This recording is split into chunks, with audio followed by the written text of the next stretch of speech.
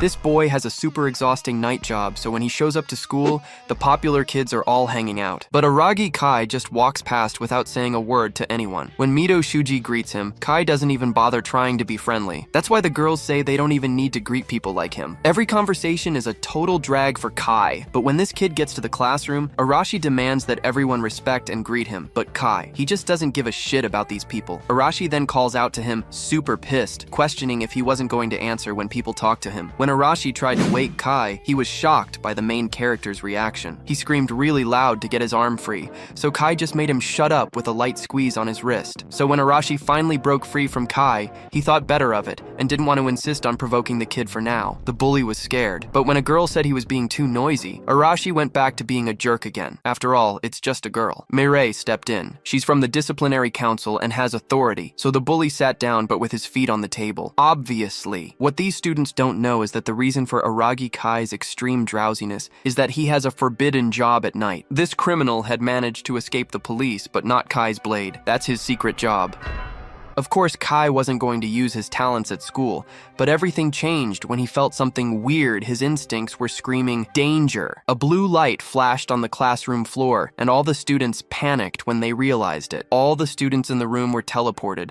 An old castle, it seemed. Everyone was out cold on the floor. Kai was the first one to wake up, spotting stone walls, huge pillars for cover, and just one exit. Soon, the other students started coming to. Panic broke out, but Shuji stepped in and calmed everyone down. Kai felt a huge relief that Shuji was there to keep the class together. Then Arashi stood up, declaring they couldn't waste time, and told his two guys to follow him. Kai stopped him, warning that he heard footsteps coming from behind the door. Kai sensed a man and a woman approaching. Just as he thought, the door opened, and in walked a girl and an old man. They looked like something out of a medieval story, wearing weird old-fashioned flowy clothes and capes. The girl greeted them, calling them impressive and hero candidates. The students were totally caught off guard. Kai quickly checked them out, noticing the old man had the build of a sword user and was clearly on guard. The girl, though, seemed pretty normal to Kai, even with a hint of muscle. She introduced herself as Leonora, the Archbishop of the holy country of Digorest. The man with her was Gaius, her knight and protector. Arashi immediately spoke up, saying he'd never heard of Digorest and asking if she was messing with them. Leonora quickly assured him she wasn't. Shuji stepped in, explaining that they were all a bit on edge after suddenly ending up here. So the girl started telling them everything. She explained they had been summoned to a parallel world. They were humanity's last hope to defeat the evil demon king. Basically, they were this world's hero candidates. Yeah, that was a pretty tough one for the students to believe. Gaius immediately told Arashi to watch his tone with the country's saint. Arashi didn't even flinch, which made Gaius pull out his sword, but Leonora calmed him down. Then, out of nowhere, Arashi jumped right at Gaius. Kai couldn't believe how brave he was. But before Arashi could even land a hit, Gaius was too fast. He swung his sword, making a small cut on Arashi's head before anyone could even see it happen. Leonora quickly apologized for Gaius's aggressive move. She told everyone she'd explain everything in detail, but they needed to be quiet and listen first. Leonora's calm attitude suddenly vanished, replaced by a much scarier vibe. She explained the devastating truth. The Demon King's invasion had humanity on the brink of extinction. The country of Digorest was still fighting, but they just didn't have the strength to fully stop the invasion anymore. Kai, meanwhile, thought this whole story sounded pretty standard. Leonora continued, telling them they were humanity's last hope. The students immediately protested,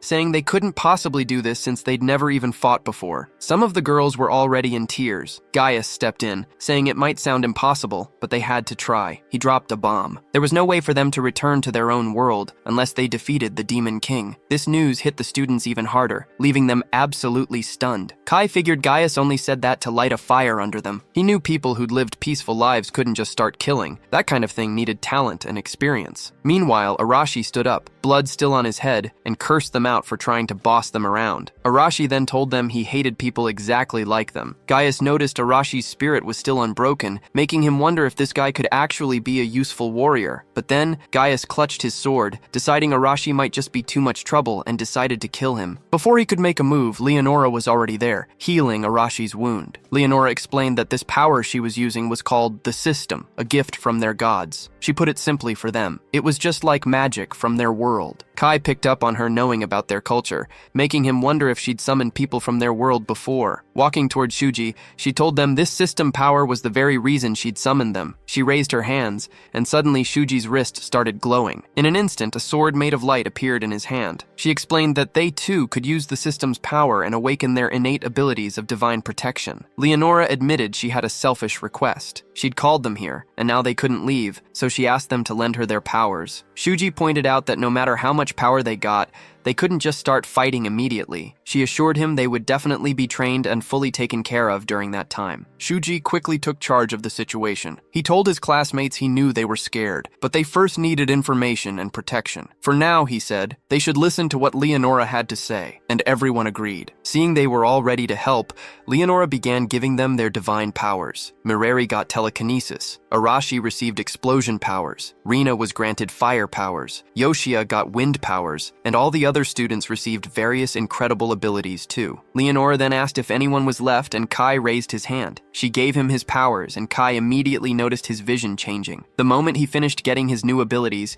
he could suddenly read Leonora's stats. Kai's eyes suddenly turned red. Leonora explained he'd gotten a super rare power called Judgment. This power lets him see any target stats and details. Of course, Kai immediately tried it on himself, and he could see all his own stats. Arashi tried his own powers, then immediately roasted Kai, saying he just got a new eye color. Kai noticed how all the other students were acting super confident and full of themselves. He found it funny because they knew nothing about this new world. Plus, their powers were just borrowed and could vanish any moment. But Kai, he was totally chill. He knew he had plenty of other ways to get things done, if you catch my drift. Once everyone had their powers, Leonora told them to get some rest. That evening, the hero candidates were led to their own rooms. But Kai wasn't about to stay put. He quickly snuck out his window, ready to find more info. Outside, guards were patrolling and chatting. They were making fun of how weak the hero candidates looked. They couldn't believe these kids were picked to take down the Demon King. One guard mumbled that the Saints must know something they don't. Kai listened to their whole conversation. He then used his judgment power on one of the guards. He quickly saw the guy only knew swordsmanship. With that, Kai quietly moved on, still looking for more answers. Kai also learned the city was super fortified. He wanted to get into the inner castle, but the gates were locked down with tons of guards. Sneaking in now would be impossible, so he decided not to rush it and would come back later. Meanwhile, out in an open field, Rina was scouting for a good spot with her two sidekicks. They were there to practice their brand new powers. The trio started conjuring their elements, watching them closely. Rina really wanted to understand all this divine protection stuff. Kai was hiding in a bush, keeping an eye on them, when he suddenly felt something weird. The girls heard a strange noise from the bushes too. Then a giant lizard-like creature burst out. It was clearly drawn in by the girls' magic. Kai quickly used his judgment power to check the monster's stats. He was seriously shocked. Its stats were insane. The creature roared and immediately started chasing the girls. Kai quickly figured out that while the lizard was super strong and aggressive, it only ran in a straight line and wasn't very smart. Kai threw a knife, and it pierced the monster's thick skin. Just then, Rina tripped and fell. The beast had caught up and was about to crush her, but then it suddenly froze. The girls looked around and saw a knife sticking out of the monster's head, bleeding. They wondered who had saved her, but decided not to stick around. So, they bounced. Kai didn't really have a reason to save them, but his conscience wouldn't let him just watch. He realized that if monsters like this were just roaming around, things weren't going to be easy here. He walked over to the monster's body to grab his knife, when suddenly he sensed someone nearby. Kai quickly ducked behind the huge monster's body, peering around, but saw nothing. He decided to just head back to his room and steer clear of any more trouble. After he left, a figure stepped out from behind a wall, completely cloaked in a robe. You couldn't even see their face. This mysterious person then smashed the monster's head,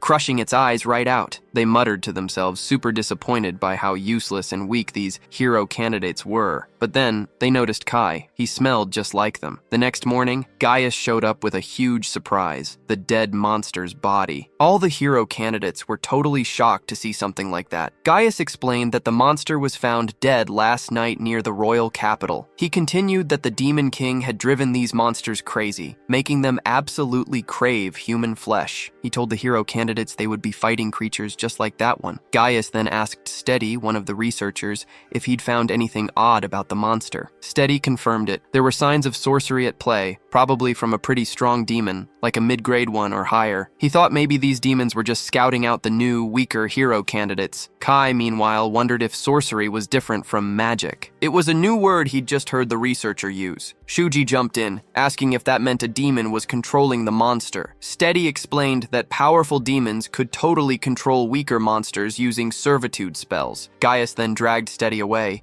even though he clearly wanted to explain more. Kai figured Steady would be a huge help for getting information. He definitely needed him. Then it hit Kai. Those eyes he'd felt last night? That was actually a demon. The demon was super skilled too, because Kai barely even picked up on them. He got this creeping feeling that the demon might still be lurking around, maybe even watching them right now. Suddenly, he felt eyes on him. Arashi told Gaius straight up that they couldn't even go home without killing the demon first, and he certainly wasn't planning on staying in this world forever. The other students quickly agreed with him. Kai thought it was probably for the best that everyone understood the real stakes soon. Just then, Leonora walked in, telling them not to freak out. They just didn't know how to use their powers yet, that's all. A little training was all they needed. Since they were from another world, their growth speed would be totally different from the locals. A week quickly flew by with the students in full training mode. Kai was busy reading books in the library. He could already read and understand every letter of the new language. Honestly, he still thought it was weird they could even talk to each other to begin with. His judgment powers weren't really good for fighting, so he was left out of battle training, but at least he got access to the library. He couldn't find many books about their history, culture, or even about demons. The top 5 students were Narumi, who controlled wind, Arashi with his explosive powers, Kenzaki, who had telekinesis, Hashimoto with her land abilities, and Reina, who commanded fire. But there was someone else whose power was growing at an absolutely incredible rate. Shuji was the one. He quickly became stronger than even his own sword teachers. Kai used his judgment skill and saw that Shuji's stats were all above B grade, a huge jump from being below D grade just last week. Suddenly, 2 guys walked up to Kai and started messing with him. Kai noticed others were also looking down on him now. These new powers were clearly making them feel overconfident. One of the boys tried to push Kai around, but Kai smoothly flipped him onto the ground instead. Meanwhile, Leonora and Gaius showed up at the training grounds. Leonora announced that everyone had leveled up faster than she expected, so they were moving things along. Narumi asked if this meant fighting the Demon King, but Leonora shook her head. They were just going to practice fighting monsters for now. Everyone looked a bit nervous hearing that. The next day, Gaius and Leonora led all the hero candidates deep into a forest. Gaius explained they were there for combat drills. This spot was packed with powerful creatures, so they couldn't just stick together as one big group. Because of that, they'd be split into teams of 2 or 3. As soon as that was announced, everyone quickly formed their own groups, leaving only Kai and Kenzaki without a team. They had no other choice but to pair up together. Kai thought Kenzaki seemed pretty confident and a bit uncaring, plus super proud. She even caught him looking at her. At the same time, Leonora announced that since this was a special event, the team that took down the most monsters would get a surprise reward. Soon after, the combat drills officially started. As they headed out, Kenzaki told Kai that her powers were way better than anyone else's, so she didn't need his help at all. She just told him not to get in her way. Kai just agreed, saying he'd leave everything to her. Kenzaki looked surprised, asking if he had no pride. Right then, Kai sensed 4 hidden creatures lurking nearby. Suddenly, one of the monsters charged at them, and Kenzaki immediately used her power. Her ability, called Domination, let her force her will onto any target. She simply commanded the goblin to bow, and it did exactly what she said. A few minutes later,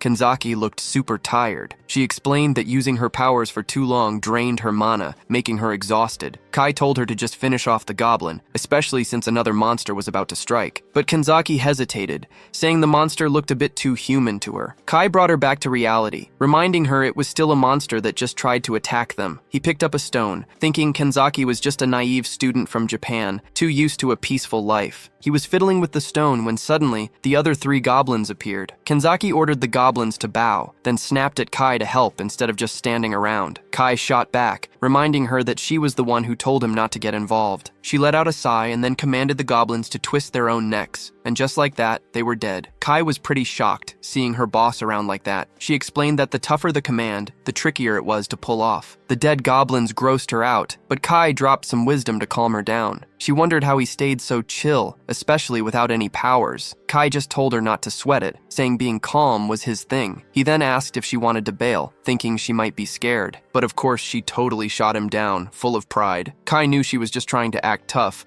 but he had to admit she wasn't so bad after all. Meanwhile, Narumi and Hashimoto were scrambling away from a seriously tough monster. Running wasn't really an option, so they decided to team up and fight. They combined their wind and rock powers, hitting the monster with a massive boulder, but it barely even fazed the thing. They were totally stuck. unsure what to do next. Kenzaki was actually thinking about her own world. She really wanted to go back and show her grandpa how much she'd grown, repaying him for raising her. Kai snapped her out of it, asking if she still wanted to push forward, warning they could easily get lost out here. They started bickering back and forth. Kenzaki couldn't help but wonder why Kai was such a stubborn mystery. While they were messing around, a loud noise suddenly echoed. Kenzaki immediately knew it was Hashimoto. Kai asked what they should do, and Kenzaki quickly told him they obviously had to help. Over there, the monster had just chucked Hashimoto pretty far, leaving her hurt and bleeding. Hashimoto yelled for Narumi to run, but it was already too late. The monster was about to attack him next. Kenzaki quickly used her powers, ordering the monster to stop moving. Narumi thanked her, but Kenzaki warned that the creature was way too strong and wouldn't stay frozen for long. Kai asked Narumi if Hashimoto was still alive. Narumi confirmed she was, but she was hurt really badly. Kai told Narumi to pick up Hashimoto and get out of there fast. Narumi really didn't want to leave, but seeing Hashimoto's awful state, he had no choice. As Narumi left, Kai used his own powers to peek at the monster's stats. He was pretty amazed by how high they were, especially its defense. Kai immediately knew his attacks wouldn't even dent this thing much. He also saw it was some kind of mutant, and wondered what it actually was. Kenzaki yelled that she couldn't hold it back anymore. Kai told her she'd bought them enough time, and now they had to run too. She agreed, seeing how bad things were, but her legs just wouldn't move. She'd used up all her energy stopping the monster. Seeing how dire the situation had become, Kai quickly pulled out a smoke grenade and popped it. This gave him just enough cover to grab Kenzaki and vanish into hiding. She asked what the smoke was. Kai explained it was a smoke grenade he'd whipped up back when they were all training. He was actually lying though. Kai had brought some gear with him even before he was summoned here. Since he didn't have much, he wanted to save them and not use them carelessly. It was just basic assassin stuff. Kenzaki then apologized. She was the one who insisted they go help, and now she ended up needing saving herself. Kai cut her off, telling her not to say sorry, but to thank him instead. And just like that, they started bickering again. She thought they should run away, but he quickly disagreed. Just then, Shuji and the others arrived. Without a moment's hesitation, he charged the bear for hurting his friends. Shuji moved swiftly, landing a hit that injured the monster's hand. Rina jumped into the fight, unleashing her fire powers. The flames didn't do much damage, but they did manage to slow the monster down. Everyone then attacked the monster again. All the while, someone was silently watching them from a distance. Turns out it was a seasoned assassin demon called Delphus. He smirked, muttering that the armored monster stood no chance against these hero candidates because of their fast growth. Delphus especially liked how calm they were, particularly Shuji. This was supposed to be just a scouting mission, but Delphus decided it was time for a change of plans. He intended to finish them all right there, but while he was plotting, Shuji and the others managed to take down the monster. Delphus grinned, ready to strike. But before he could make a move, a dagger pressed against his neck. It was Kai. Delphus was completely stunned, wondering how he'd been caught like that. Stressed, Delphus couldn't figure out how Kai had gotten behind him so quickly. He desperately needed an escape route, but Kai was faster, slashing his legs and throwing him hard onto the ground. Kai told him to keep quiet. He didn't want Shuji and the others to notice them. He offered a deal, answer his questions, and he'd let Delphus go. Delphus didn't want to give in, but Kai clearly had the upper hand. Kai then asked if Delphus was the one who had watched him the other night. He explained that he knew they were being watched all along. His plan was to let Shuji and the others fight, drawing out the observer. Kai cut him off, stating he needed information since they were new to this world. He told Delphus he had to answer whatever he asked. Delphus just smirked and refused to talk, so Kai slashed his hands too,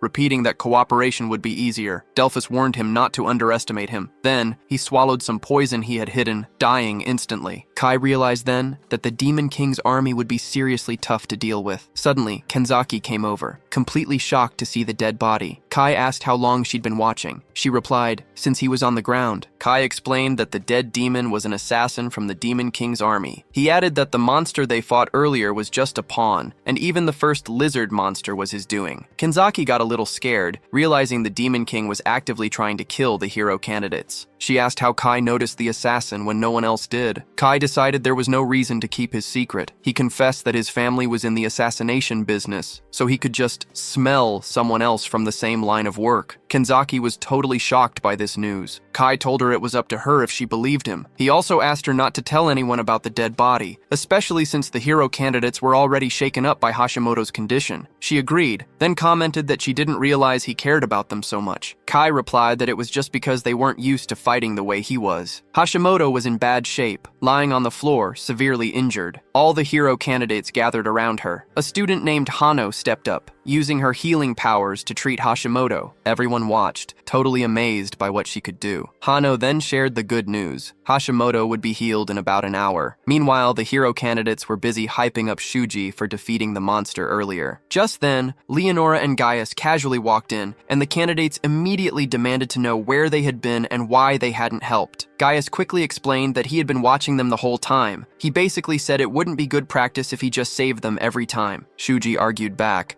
pointing out how severe Hashimoto's condition was and that she could have even died, but Gaius wasn't having it, explaining that putting your life on the line was a natural part of military drills. He laid it out straight. This was the kind of battle they'd be facing, so they needed to stop making weak complaints. Shuji wasn't done, questioning how an armored monster appeared when they were told the area only had weaker ones. Leonora jumped in, suggesting it must be because of the demon assassin, as armored monsters weren't supposed to be there. Unaware that Kai had already taken care of the assassin, Gaius and Leonora decided to amp up their defenses. Leonora wasn't done being tough, adding that they needed to seriously increase their training level. She bluntly said that at their current strength, they would all just die. This freaked everyone out. Shuji tried to reason with her, but she insisted that getting stronger was the only way to survive. Arashi wasn't having any of it. He didn't like being ordered around and stepped forward to confront Leonora, but Gaius stopped him. He made it clear that they were all just Leonora's pawns and shouldn't think they could disobey her orders. Things were getting tense. Shuji stepped in quickly to calm Arashi down, knowing they really had no other choice but to obey. Gaius seemed impressed by Shuji. He then told the candidates not to worry, calling them important pawns for the country and promising no harm as long as they acted properly. Arashi still wasn't buying it. He unleashed his explosive power on Gaius, but Gaius dodged it like it was nothing. He then hit Arashi so hard that he fell to the ground. With one last harsh warning about their weakness and how things would only get tougher, Gaius and Leonora left. Arashi slowly got up, his face bleeding, and swore revenge on Gaius. The next day, their training took a new turn when Steady the researcher took charge. After a quick chat about yesterday, Steady dropped a bombshell. They were going to fight monsters at his research facility. He explained the facility was filled with all sorts of monsters that he was basically breeding for his experiments. Soon, the drill kicked off, forcing the hero candidates to fight these monsters. Gaius observed something unexpected. Everyone was surprisingly calm despite the intense situation. Shuji tried to intervene, telling Steady the monsters were too strong for the candidates, but Steady was firm. He said Leonora had demanded he be very strict, so he couldn't and wouldn't ease the training. Steady added that with their peers, losing wasn't an option in the first place. He stressed that their will was the most important thing. Shuji wondered if that would actually make a difference. Steady explained that if they trained right, they could level up their powers and even unlock new abilities. Gaius then stepped in, telling Shuji he could see a new power in him thanks to his judgment ability. Shuji was totally shocked. He immediately asked Steady if he could test it. Steady was stoked to see the power himself, so he allowed it. Shuji unleashed his new power. In a flash, he cleanly sliced off the monster's hand and head. Gaius instantly knew Shuji wouldn't have trouble with armored monsters anymore. He even wondered if his own judgment powers had gotten stronger. Guy realized Arashi had also gained a new power, but he chose to keep it a secret. That same night, Arashi was making dark plans. Kill Gaius, tie up Leonora, and force her to reveal how to return to their world. Several other candidates backed him, eager to escape this place. Arashi approached Narumi, knowing he was tired of this world too, and asked him to join their group for a better chance of success. Narumi hesitated at first, but eventually agreed to team up. The next day, Guy found Shuji training intensely. Shuji admitted he still felt weak and needed more power. Guy countered, saying Shuji's current strength was enough to take down half the knights in this world, but Shuji wasn't satisfied. He insisted it wasn't enough to defeat Gaius and protect everyone. Guy then asked Shuji his opinion on Leonora and Gaius. Shuji replied that he knew they were just pawns in a larger game, but he also trusted they wouldn't actually harm them. Guy pressed, asking if Shuji was ready to risk his life until the Demon King fell. Shuji confirmed his resolve. He declared he would be the one to fight,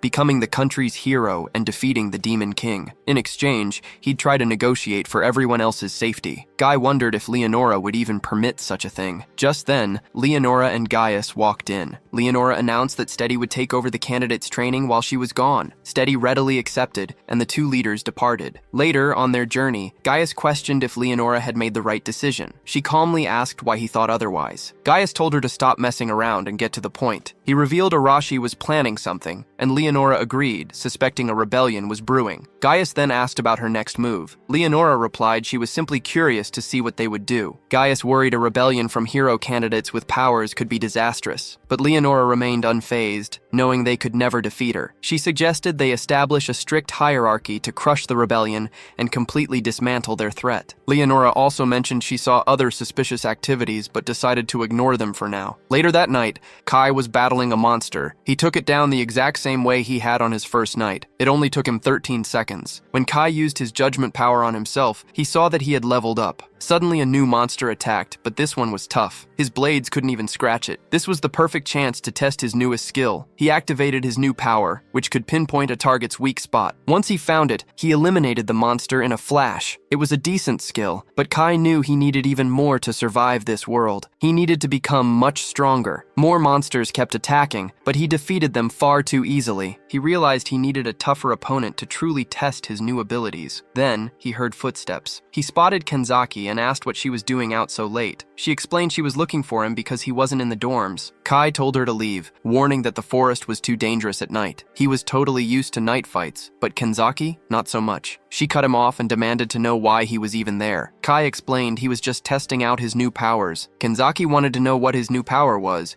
but Kai just teased her. That's when she admitted she was actually worried about him. Caught off guard, she immediately turned red and started making up excuses. Suddenly, as they were talking, they saw smoke rising in the distance. A fire! Their dorm was burning down. They both rushed back, only to find other candidates already battling monsters. Narumi was super relieved to see them. He explained he'd woken up to fire and monsters everywhere. Kai immediately figured it was a human attack, and the mastermind had to be nearby. Kai told them to find and capture whoever was behind this. Just then, Steady appeared on the rooftop, saying their hunch was spot on. Kai realized how the monsters appeared. It all made sense now. Steady revealed these were all monsters from his lab. He'd even given them special medicine to make them stronger, because they were too weak before. Kai demanded to know his goal and why he'd gain anything from killing candidates. Steady explained it was a direct order from higher-ups. He was told to eliminate all the candidates, even if it meant losing his current job. He smiled, claiming he had nothing personal against them, but he sadly had to kill them all. They asked if Leonora ordered this. Steady quickly denied it, saying, "Of course not. That vixen wouldn't order this. It was the Demon King's command. He was the Demon King's spy." Steady revealed that if he did a good job, he'd even get a research position there. Kai confronted him, asking if he'd fallen so deep into darkness that only researching monsters mattered now. Steady simply replied that monsters were beyond human understanding. Steady commanded his monsters to attack. Kenzaki used her powers to stop them, but it was useless. They quickly shattered her spell and charged at her. Kai leaped in and saved her, which really excited Steady. He was amazed by Kai's power. Kai then kept fighting, taking down more monsters. Kai took down almost a dozen monsters. Steady grew furious, especially since Kai didn't even have strong powers to start with. Kai used his judgment power on Steady and saw that all his stats were weak. But what really stood out was Steady also had domination powers, just like Kenzaki, but way stronger. That's why Kenzaki's spell failed. Steady was totally shaken. He then used something he really didn't want to, but he had no choice. He warned Kai that he'd soon find out what it was. Kai jumped to attack, not wanting to waste a second, but suddenly, a giant red dragon appeared, spewing fire right at him. Steady's big secret was out, a giant red dragon. This monster immediately started throwing huge boulders their way. Kai quickly told Narumi to grab Kenzaki and get out,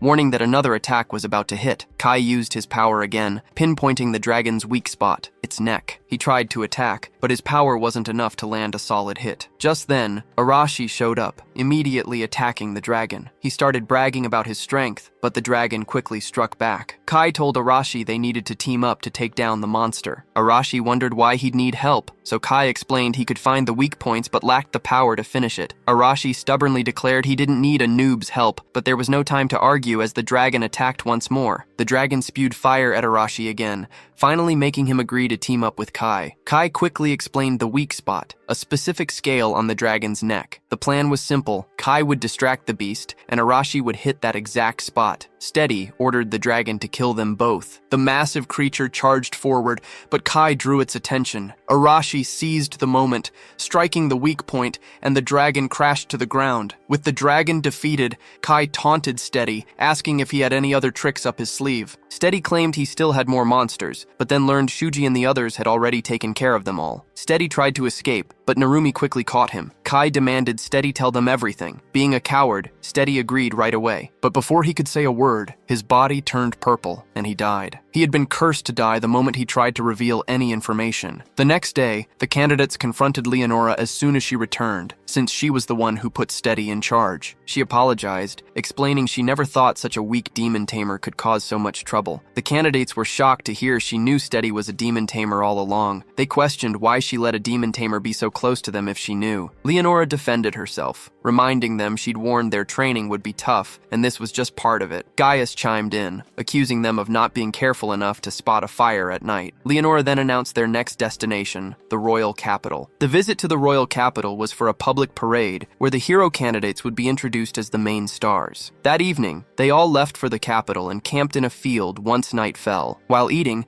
Arashi told his followers that the 30 accompanying soldiers weren't very strong. He declared it was time to put their plan into action, confident they could easily overpower the soldiers. He then told one of his followers to call Narumi and his group to their location. Kai overheard Arashi's speech. He agreed there weren't many soldiers, but realized it was because Gaius and Leonora were confident they could handle any threat themselves. Kai approached Shuji, asking if they could talk. Later that night, Arashi and Narumi met secretly in the nearby forest. Just as they were about to attack the soldiers, Shuji and the other candidates showed up, blocking their path. Shuji revealed he knew about Arashi's plan to kill Leonora and Gaius, which totally shocked Arashi. How did his secret get out? The group tried to talk sense into Arashi, suggesting there had to be a better solution than just outright murder. Arashi shot back, asking Shuji if all he did was talk, demanding to know his actual plan. Shuji replied he'd be a pawn, defeat the Demon King, and guarantee everyone's safety in return. But Arashi wasn't having it. He told Shuji to move, but Shuji and the others refused. With no common ground, a fight broke out. Suddenly, 2 soldiers walked in, telling them to get some sleep for their early trip tomorrow. Arashi just walked away, fed up with what he called their weakness, saying there was no point in talking anymore. The next day, everyone arrived at the royal capital. The place was super crowded because of a big ceremony. The street crowds were amazed to see the hero candidates, clearly placing a lot of faith in them. Inside the castle, Holy Knight Rhaenus greeted them, telling them to rest up first. All the candidates were thrilled with the royal treatment. Soft beds, hot baths, and amazing food. Kai, however, wanted to find out more, but the castle was crawling with guards. He then spotted Rhaenus, the knight who had shown them around. Rhaenus was telling his soldiers how strong the candidates were, way stronger than normal kids their age. One soldier worried that having the hero candidates in the capital would definitely provoke the demons to act. Rhaenus assured them not to worry, saying the candidates were tough enough to handle anything. Kai still had questions, so he decided to check out the town. That night, he headed to a pub, ordering some ale and snacks. People at the pub were chatting about the hero candidates, saying they just looked like regular kids. Kai also noticed that people seemed more scared of the church than of the king or nobles. He asked the bartender to spill more details. Kai said he was new in town and didn't know much. So, the bartender filled him in on the Demon King. He explained how the Demon King was attacking the kingdom and could even trick humans with his immense power. The bartender also mentioned how the Demon King's followers had blown up a noble's estate just days before. Kai left the pub, thinking that having the candidates in the capital probably wasn't the smartest idea. Then, Kanzaki suddenly found him, clearly worried. He explained he was just gathering info since they were in unknown territory. Kanzaki was super worried and offered to help. Kai initially refused, which she didn't like at all. After a bit of back and forth, he finally agreed to let her join him. He told her to gather information specifically about the royal capital. So, Kanzaki left to do her part, and Kai did the same. But someone had been listening to their whole conversation. A man smirked as he watched Kanzaki walk away. Kai finally made it back to his room after a long, pointless search. He didn't find anything useful, but he did discover a new enemy was out there. Suddenly, he heard sounds from the hall and stepped out to find the other candidates gathered there. When Kai asked what was up, he learned Kenzaki was missing. No one had even noticed Kai was gone either, since he had a room all to himself. But when they asked if he knew anything, he just denied it. Shuji figured Kenzaki wasn't in the castle. Since dawn was approaching, they needed to go out and search for her. Everyone split up to look, and Kai eventually spotted her student ID lying on the street. The moment he picked it up, 4 masked guys attacked him. But Kai was super fast, taking down 3 of them instantly. He then asked the last guy who they were, pointing out how amateurish they seemed. The 4th spy was totally frozen in shock, so Kai demanded he spill everything he knew. Meanwhile, in what appeared to be some kind of castle, Kenzaki was tied up. 2 spies grilled her for answers, but she stayed totally silent. They kept pushing, trying to get info about the hero candidates. Seeing she wouldn't cooperate, one of the spies ripped off her shirt. What they didn't know was that Kai was already inside, watching them. He used his judgment skills and quickly realized these guys were actually pretty weak. Kai couldn't believe such weaklings had managed to capture her. He wasted no time and quickly killed them both. Kenzaki, exposed, felt totally embarrassed to be seen by him like that. Kai unlocked her chains, and just as they were about to leave, he sensed someone speeding towards them. It was Reigns, the Holy Knight. He attacked instantly, but both Kai and Kenzaki dodged. Reigns just smiled, declaring that he absolutely had to kill them. Reigns wasn't just a Holy Knight, he was also a general in the Demon King's army. Kai muttered that the country was practically doomed, seeing enemies even in the capital. Using his judgment, Kai saw that Reigns was seriously strong. Reigns was an absolute all-rounder. They clashed again, and Kai managed to dodge his sword, but then Reigns blasted him with fire magic, catching Kai totally off guard. Kai somehow dodged that too. Reigns then lit his sword on fire, confidently declaring it was all over for Kai. But Kai was faster, whipping out his gun and shooting Reigns right in the head. Reigns instantly dropped, dead. Kai hated using his gun for situations like this, especially with limited ammo, but he had no other choice. He realized he really needed to master close-quarters combat if he wanted to survive in this world. Kenzaki was shocked to see Kai with a gun. She admitted it was pretty scary to know someone in their class carried one. Kai simply explained it was standard gear for an assassin. She thanked him, and then he asked why she hadn't used her domination power. Kenzaki replied that once her hands were chained, her powers just wouldn't work. As they left, she mentioned the attackers were targeting their class, but Kai already knew. He'd gotten the intel from the 4th cult member he captured earlier. That guy spilled everything. The cult was ordered to kill all hero candidates and even pointed out Kenzaki's location. Their plan was to use Kenzaki as a hostage while going after the others, but there was a huge mystery. Kai didn't die from the death curse. Unlike Steady, this could only mean one thing. A demon wasn't behind this attack. Instead, it was humans working against them. Morning was almost here when Shuji finally found them, relieved to see Kenzaki safe. Kai quickly filled him in on the Demon King's cult and how humans were also betraying humanity. The worst part? Unlike monsters, they couldn't easily tell which humans were their enemies. This new threat meant everyone had to be super careful. They decided against telling Leonora, knowing she'd just tell them to figure it out themselves. So, they made a plan, gather all the candidates, and decide what to do next. Suddenly, smoke burst around them, and more cult members appeared, surrounding them. Everyone braced for a fight. It wasn't just them either. All the other hero candidate groups were also cornered by these attackers. Kai scanned the area, noting 6 enemies. Their stats were lower than Rainey's, but they were still tough. The 6 men lunged at them. Kenzaki used her powers to stop them in their tracks, and Kai wasted no time, piercing their heads with sharp knives for instant kills. Shuji felt a pang of stress, seeing them kill humans so easily. He tried to argue, but Kai quickly cut him off. "They're our enemies," Kai stated. Just then, a remaining cult member attacked Shuji, who tried to reason with him, but the cultist simply declared he was serving his master. Kenzaki was about to use her powers again, but Kai stopped her. He wanted Shuji to finish this guy. Shuji broke the man's sword and urged him to surrender if he wanted to live, but the cultist was stubborn, refusing to give up, and attacked Shuji, injuring his hand. Shuji retaliated with a slash to the man's body. The cultist whimpered, and Shuji wanted to just leave him there to die, but Kai was firm. "Eliminate him now, or he'll be a threat later." Shuji was hesitant, but in the end, he did exactly what Kai ordered. Meanwhile, Arashi and his crew had also dealt with all their attackers. Arashi mercilessly finished off the last man with his power, but Rina's group was having a harder time killing humans, and the other girls were getting hurt. Suddenly, Leonora materialized on the scene, asking if she should give them a passing grade. The cultists got even angrier seeing her. She calmly told them, "You're my candidates, so of course I'd come help when you're in danger." One of the men scoffed, "You don't even have your knight." How will you do anything? Leonora just taunted them, calling them a bunch of amateurs seduced by the Demon King. She didn't even see them as real enemies. All the men charged her at once, but Leonora simply used her domination power, sticking them all to the ground. They couldn't move a muscle. Rina remarked that her powers were just like Kenzaki's. Don't even compare my skill to that, Leonora snapped back. My domination is superior in every way, from range to raw power. Rina then asked why she even saved them. Leonora smirked. I did mention giving you a passing grade, didn't I? The men quickly thanked her for protecting them. One even grabbed her dress,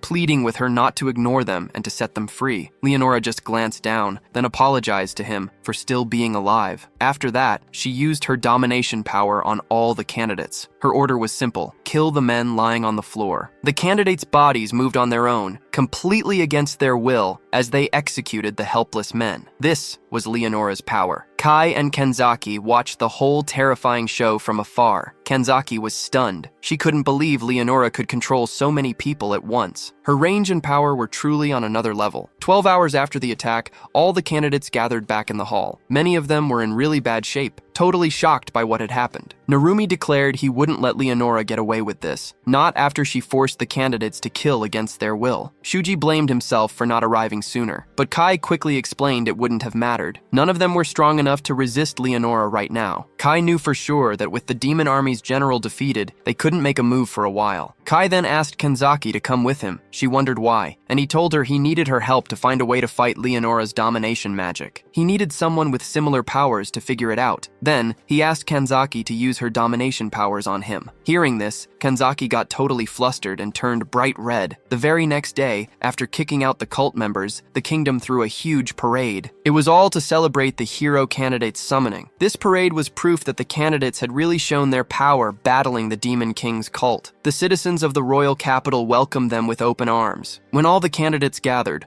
Leonora told them she wanted them to go back to the temple city Alpha. Kai quickly told the others that Alpha was the city they were first summoned to. He figured Leonora probably controlled it. Kai asked Leonora if she wasn't coming along. She replied that she still had some things to handle, so she would leave them all in Gaius's care instead. Rina spoke up, saying they wished they could go back, but their dorms had burned down. Rina noticed one of the girls looked flushed and couldn't even answer questions. She was just too scared of Leonora. Leonora left with a smirk, and all the candidates felt a deep resentment towards her. Soon after, Gaius took all the candidates with him towards their destination. That night, they set up camp, and Arashi along with the others went into the forest again. Kenzaki asked Kai if they were really doing it tonight. Kai answered that with Leonora gone and the soldiers being weak, it was the perfect chance to take down Gaius. Kai felt there was no reason to stop them under these conditions. He'd just enjoy the show. Meanwhile, Narumi led Gaius deep into the forest. He claimed to have seen a giant monster. Gaius fell right into the trap. The road led to the royal capital, and a monster lurking so close was a serious threat. Suddenly, Arashi attacked Gaius from behind with everything he had. Gaius wasn't expecting it at all, took the hit, and started bleeding. Arashi then told him that even his strongest attack still couldn't kill him. Gaius was barely standing when he suddenly stepped right onto a landmine. Boom! It exploded, sending him reeling. Arashi just grinned, revealing the whole thing was a trap specifically for Gaius. Gaius used his mana to shield himself, but he still got badly hurt. Gaius stared, telling Arashi he was really disappointed. I didn't expect you to ambush me like this, he said. Right after that, Arashi's entire crew surrounded the old man. Realizing how serious the situation was, Gaius shot a bright signal into the sky like a firework. From a distance, Kenzaki and Kai saw the signal too. Kai scoffed. Looks like Arashi really messed up. That light ball was a distress signal, and soldiers quickly spotted it, rushing towards the location. But they never made it. Kai got in their way and took down every single one of them. Meanwhile, Gaius was getting completely swamped by the other candidates. He could barely keep up with their combined powers. It wasn't long before he lost an arm, his body completely covered in blood. Arashi actually complimented him. You're pretty tough for an old guy, he said. Narumi then piped up about the distress signal, figuring Gaius was just trying to buy time. But Gaius just replied, there's no need for that anymore. Just then, Leonora walked in, a casual smile on her face. Looks like Gaius is really cornered now, she observed. The other candidates were stunned to see Leonora. Meanwhile, Shuji, Reina, and some other candidates spotted Kenzaki using her domination power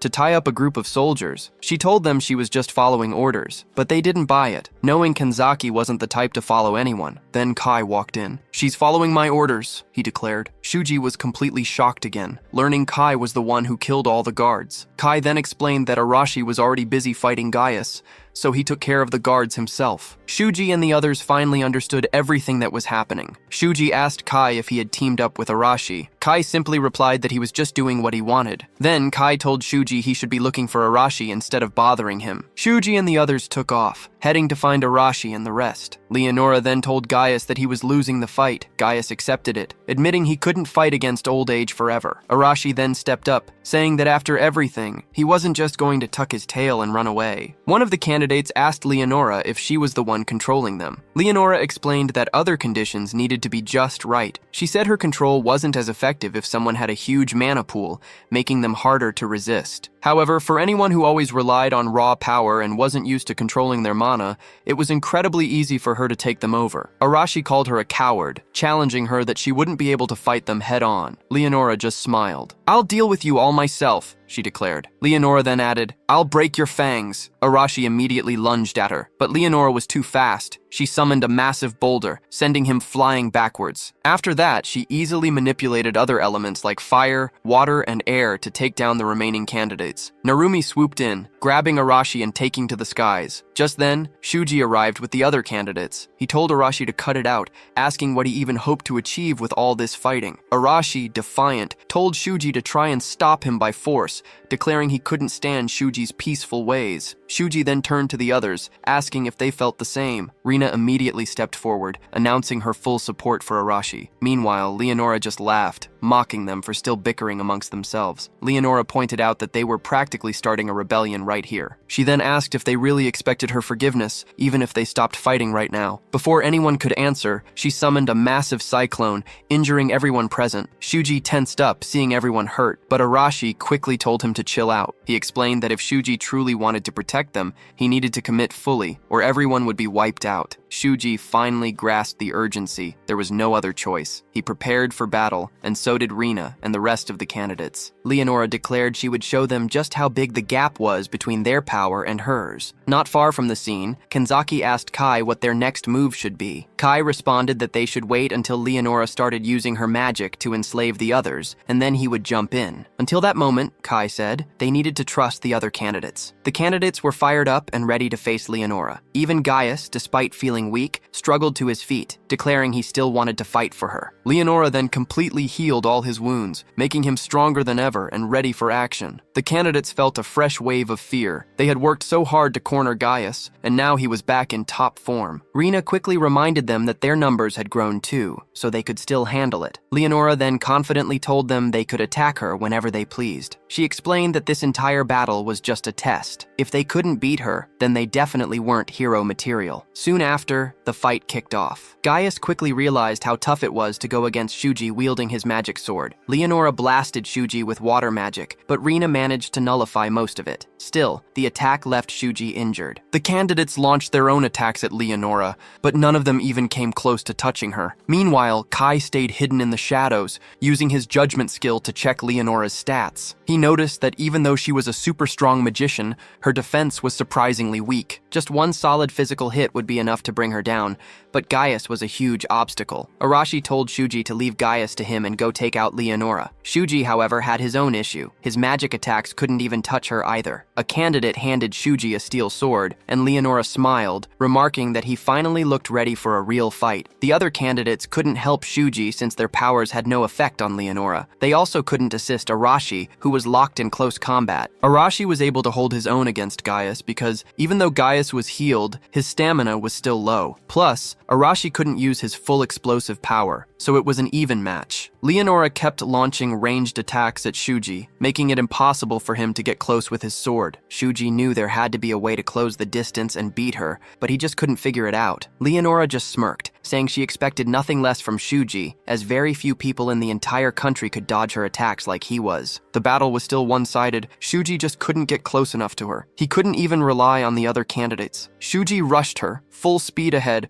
totally shutting down her wind attacks. Leonora then hit him with ground and fire spells, but he just dodged them all. She realized he was using magic like an unconscious armor. It showed how fast he was growing. She felt a tiny bit scared, but still easily tossed him away with her powers. Meanwhile, Arashi was in trouble. His powers were gone, and he had no idea how to beat Gaius. Gaius landed a swift strike, cutting his abdomen. Arashi was furious. He couldn't believe an old man was beating him. He dropped to his knees. Gaius told him this was his limit without powers, but Arashi wasn't giving up. He declared he was meant to be strong, then unleashed a punch so powerful Gaius hit the ground, bleeding. Arashi had won. Back with Shuji, he knew he had to win. His friend's fate depended on it. He rose, a dangerous aura building around him. Leonora saw his crazy stamina, but stayed calm. She was sure he still couldn't reach her. She was totally wrong. In a flash, Shuji was right in front of her, managing to cut her hand. She thought it was impossible, but had no time to process it. Now Shuji was behind her. She somehow used water powers to blast him away. She finally got it. He had gained instant movement. He flashed again, an inch from her neck, but then she suddenly commanded him to kneel. He froze, unable to move. Leonora smiled, saying she didn't want to use that, but he left her no choice. Gaius saw her finally use her trump card and quickly told Kenzaki to move. Leonora smirked. She admitted she didn't plan on using enslaving magic, but Shuji forced her hand. He lay at her feet, unmoving, like a statue. Other candidates charged to save Shuji, but Leonora simply commanded them to stop. They all froze mid-stride. Leonora told them they did well and would all get a passing grade. She also mentioned she didn't expect Gaius to lose, but whatever. He was just a knight and totally replaceable. As long as she controlled them, there'd be no issues. The candidates felt hope fading. If they couldn't fight back, they were doomed. Leonora then revealed the truth. They were allowed to summon candidates so she could control them when needed. Otherwise, they'd just become threats. Suddenly, 3 knives flew at her from behind. She dodged them easily, coolly saying she knew he was hiding. It was Gaius. He looked surprised she even noticed someone ordinary like him. Leonora shot back that something felt off about him from the start. She was disappointed he'd show up for such a losing fight. Then she commanded him to stop, and just like that, Gaius was under her spell too. She was busy explaining her magic when suddenly, BAM! A bullet nails her shoulder. Leonora is completely shocked. How can he move, let alone fire, while under her powerful spell? She's certain her magic had him locked down. Before she can even react, he fires again, hitting her in the abdomen. This strange weapon confuses her completely. Guns don't even exist in her world. Her defenses are useless against it. He quickly explains what a gun is, adding that he only has a few bullets left and doesn't want to waste them. Leonora unleashes her own magic, but it only burns his robe. He's gone. In the very next second, he's right behind her, his gun pressed to her head. He tells her she's not much of a close-range fighter, and more importantly, her enslaving magic also didn't work on him. She's absolutely stunned, completely in denial. This whole situation was a massive gamble by Gaius, and he totally won. The key? Kenzaki. Here's how it worked. The night before, Gaius asked Kenzaki to use her domination skill on him. He figured out that the first skill cast always has priority over any new ones. So, Kenzaki's domination, cast first, would cancel out Leonora's enslaving magic later. Plus, candidates have divine protection, making their powers stronger than regular magic. Kenzaki doubted it though. Her skill felt much weaker than Leonora's powerful magic. Steady's situation was similar. He'd cast his spell first, letting him regain control of his monsters. It was a huge gamble, but they had no other choice. Back in the present, Leonora finally realizes it must be Kenzaki's doing, and she's right. Kai is indeed under Kenzaki's spell. Kai then declares it's over for her and gets ready to pull the trigger. But instead of a shot, Leonora is quickly captured and handcuffed. These handcuffs are special. They seal her magic, and they're the same ones used on Kenzaki. She asks Kai what he plans to do with her. His demand is simple: send them back to their world, and he'll let her go. Leonora apologizes, saying it's impossible. All she can do is summon magic. Sending them back needs a totally different kind of spell. Kai knows she's not lying. She truly has no skill to return them. Kai then asks how she planned to send them back. After they defeated the Demon King, she explains that summoning takes immense energy, so they rely on their god for it. Basically, it was the god who summoned them in the first place. The god himself would send them back once the Demon King is defeated. But Leonora doesn't sound confident. No previous candidates ever made it back. They were all killed by the Demon King. Any survivors simply vanished without a trace. After a brief exchange, Kai prepares to finish her, but Shuji steps in. Shuji explains he only cooperated frustrated because he believed Leonora could send them home. Since she can't, he wants to keep his hero candidate status. He doesn't want to be a traitor in this world. Are we not already traitors? Kai shot back. Leonora quickly tried to calm him, promising she'd pretend nothing had happened that night. But Shuji cut in, pointing out that killing a saintess was a serious crime, and they'd all be in deep trouble. The other candidates mostly agreed with Shuji, though Narumi stayed loyal to Kai. Shuji admitted that killing Leonora made sense in some ways, but then asked the big question, what would they do after? Kai seemed to get Shuji's point, but then, in a totally shocking move, he shot Leonora right between the eyes. Everyone froze. As Leonora's body hit the ground, Kai tossed a smoke grenade and vanished in the chaos. The other candidates were furious about his sudden decision. Kanzaki, however, realized this was all part of Kai's earlier plan with her. Just hours before, they'd talked. Kai had told Kanzaki their first goal was to capture Leonora and find a way home. But if that failed, his backup plan was to kill her. He knew if they captured her and couldn't return, Shuji would likely protect Leonora. At that point, Kai planned to kill her anyway and then run, taking all the blame for killing the Saintess on himself. That's why he left a few of her guards alive, so they'd point fingers only at him. He instructed Kanzaki to put all the blame on him and head back to the Empire. Kanzaki wasn't sure she could pull it off, but Kai insisted she could, even suggesting she use her powers during negotiations. She then asked where he would go, and he simply told her not to worry about him. Meanwhile, far away in a dark castle, a minion was reporting his failure to kill the hero candidates to the Demon King. The Demon King wasn't bothered, saying not to worry. He knew the heroes would eventually show up on the front lines anyway. This whole game was getting interesting, and the Demon King was definitely enjoying it. 2 days after the incident, Kai was hiding out in the forest. He was near a city, about a half-day's walk away. Since he couldn't just walk into a city after killing a saintess, he planned to sneak in at night. He needed money and spotted a tavern. Inside, the place was lively, and someone struck up a conversation asking where he was from. Kai spun a story, claiming he was from a nearby town and now looking for work. The man suggested he become an adventurer. He'd pick up quests from the Adventurers Guild and get paid for it. The man added that the guild was desperate for new blood and wouldn't even ask for ID. Kai crashed at an inn, relieved no one recognized him. The next day, he headed to the town's guild, checking out all sorts of characters hanging around. He went to the reception counter and signed up. They asked for his name, age, and where he came from. Kai gave his fake name, Siren, and claimed the Demon King's army had destroyed his hometown. Siren was actually his old code name from his previous life. The receptionist laid out how the guild worked, explaining the ranks from A to F, where higher ranks meant bigger rewards. Since he was new, Aragi Kai was set up as an F-rank adventurer. He quickly headed to the bulletin board to grab his first task. It wasn't long before 3 guys showed up, looking to cause trouble. They started making fun of him, and Aragi Kai was not having it. Just like last time, when Aragi Kai was surrounded by adventurers telling him not to take a quest, Aragi Kai calmly turned to them, thanked them for the warning, and simply told them to leave him alone. This made the guys even more frustrated, thinking Aragi Kai was way too cocky. Others around the guild started murmuring, seeing that these bullies were picking on a newbie again. Then, one of the guys decided to attack, yelling that Aragi Kai needed a lesson, but to his total surprise, Aragi Kai effortlessly blocked the punch by grabbing the guy's hand. The attacker was completely shocked and immediately yelled at Aragi Kai to let go. Aragi Kai calmly released him because he really didn't want to fight. However, the guy then told his friends to jump Aragi Kai together and teach him a real lesson. They all tried to attack at once, but Aragi Kai easily took them all down and then just casually walked out of the guild. As he left, Aragi Kai thought about how he now had a good idea of the average adventurer's strength compared to hero candidates. It was surprisingly super weak. So,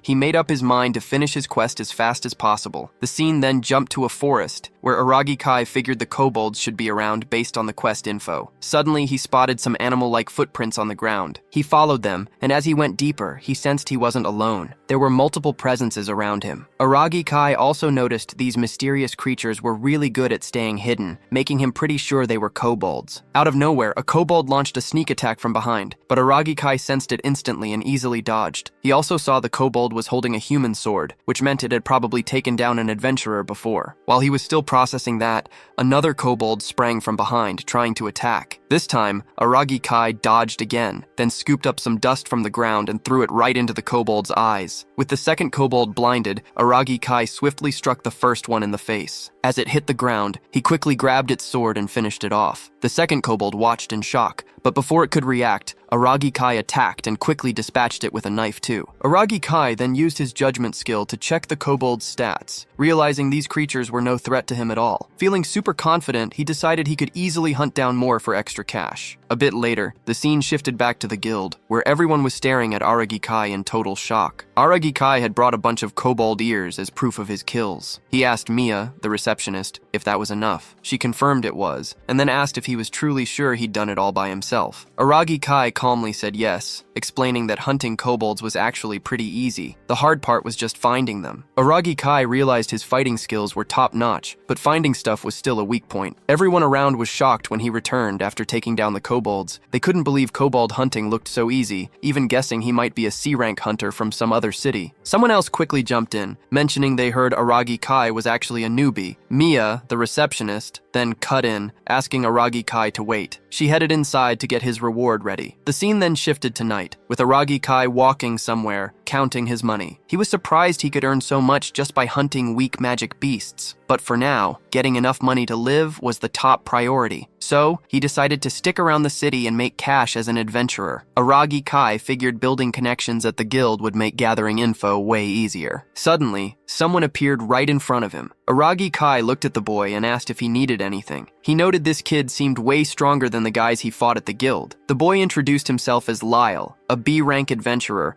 and the guy in charge of the city's guild branch. Aragi Kai just casually replied, "So what?" Lyle then asked Aragi Kai if he was the same person who caused trouble for his men at the guild earlier that day. Aragi Kai shot back, saying those guys started the whole thing first. Lyle blew up, yelling at Aragi Kai not to lie. He'd heard some random newbie beat up his crew. Aragi Kai didn't back down. "Yep, that was me," he said. Hearing that, Lyle snapped, declaring he wouldn't hesitate to teach Aragi Kai a harsh lesson. Lyle threw several punches, but to his frustration, Aragi Kai easily dodged every single one. Finally, Aragi Kai got bored. He used his leg to trip Lyle, sending him tumbling to the ground. Lyle was stunned, exclaiming, "What?" Aragi Kai told Lyle his speed was impressive but sloppy, and his moves were too big, leaving too many openings. Lyle became furious, trying to attack again and demanding to know what Aragi Kai just said. Aragi Kai blocked him once more, grabbing his hand and swiftly slamming him to the ground. He explained that Lyle probably wasn't used to fighting humans, since his quests usually involved magic beasts. Lyle angrily demanded why Aragi Kai attacked his men if he had so much power. Aragi Kai replied he already said it was a misunderstanding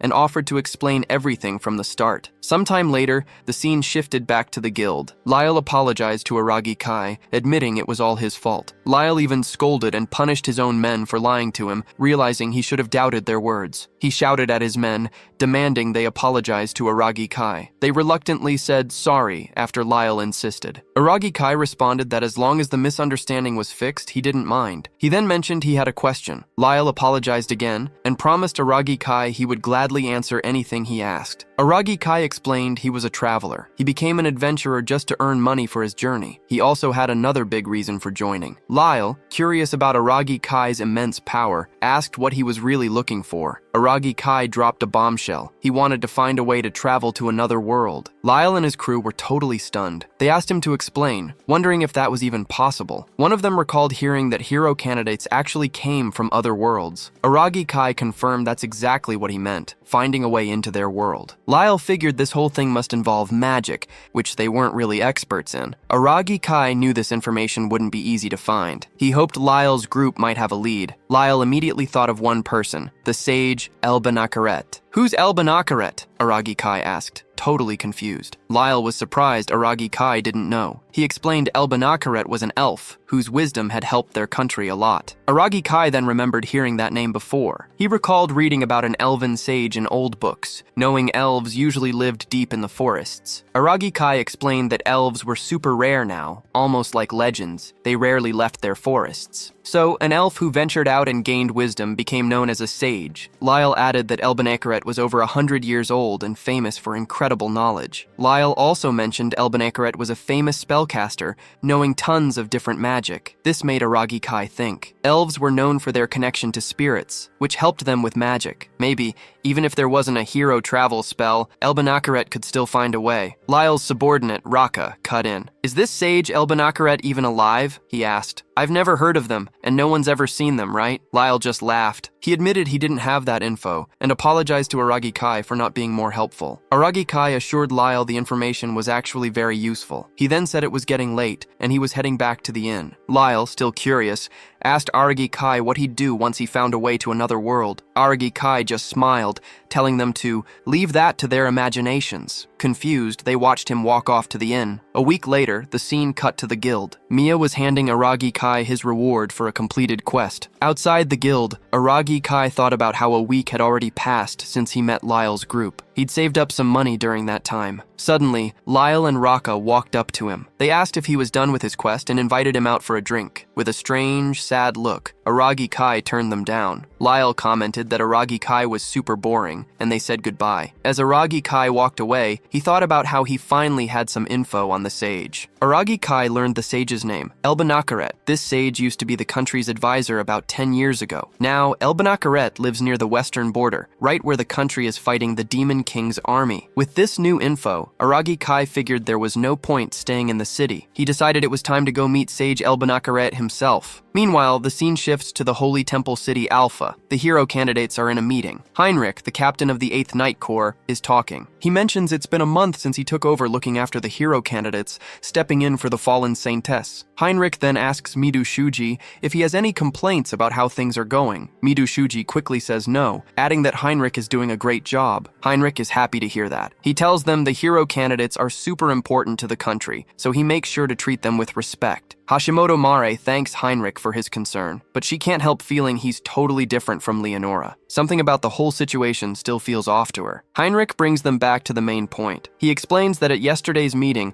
they decided to mobilize the hero candidates. Mido Shuji is surprised. He asks if this means they're being sent to the front lines. Heinrich confirms it with a yes. He clarifies that battles are still happening at the western border. Heinrich pulls out a map. He points out they'll be moving to a fort right on the front lines. Mido Shuji says he gets it and is about to bring up a promise, but Heinrich cuts him off. He assures them he'll keep his word to protect anyone not suited for battle. Mido Shuji thanks Heinrich, really grateful for the reassurance. Heinrich then says he'll give them some tasks to do for now. Everyone needs to contribute, he explains, to earn their place. Mido Shuji agrees, understanding that having work is practical. Hashimoto Mare asks when they need to leave. Heinrich tells them to depart urgently by the very next morning. He also asks Mido Shuji to tell everyone and make sure they're ready for the trip. Later, as Mido Shuji and Hashimoto Mare walk back from the hall, Hashimoto Mare feels relieved. Heinrich actually accepted their request. Mido Shuji agrees, admitting he was worried their demands were too much, but he's glad it all worked out. Hashimoto Mare figures the knights probably lack confidence in handling the hero candidates without Leonora. That might be why they're being so modest. Mido Shuji agrees, pointing out that with Leonora gone, the knights must be on high alert. Hashimoto Mare then wonders about Aragi Kai. Where did he go? What's he doing right now? Suddenly, the scene jumps back to the past. This is when Leonora was killed, and Aragi Kai left the hero candidates. The bishop tensely asks who could have killed Leonora. Nagase Reina drops a bomb. The culprit is Aragi Kai. She reveals he was one of the hero candidates. The bishop and his guards are totally shocked to hear this. The bishop urgently demands to know where Aragi Kai is. Nagase Reina says Aragi Kai ran away, noting he's surprisingly fast for a traitor. The guards start whispering. They debate if they should send an inquisitor right away,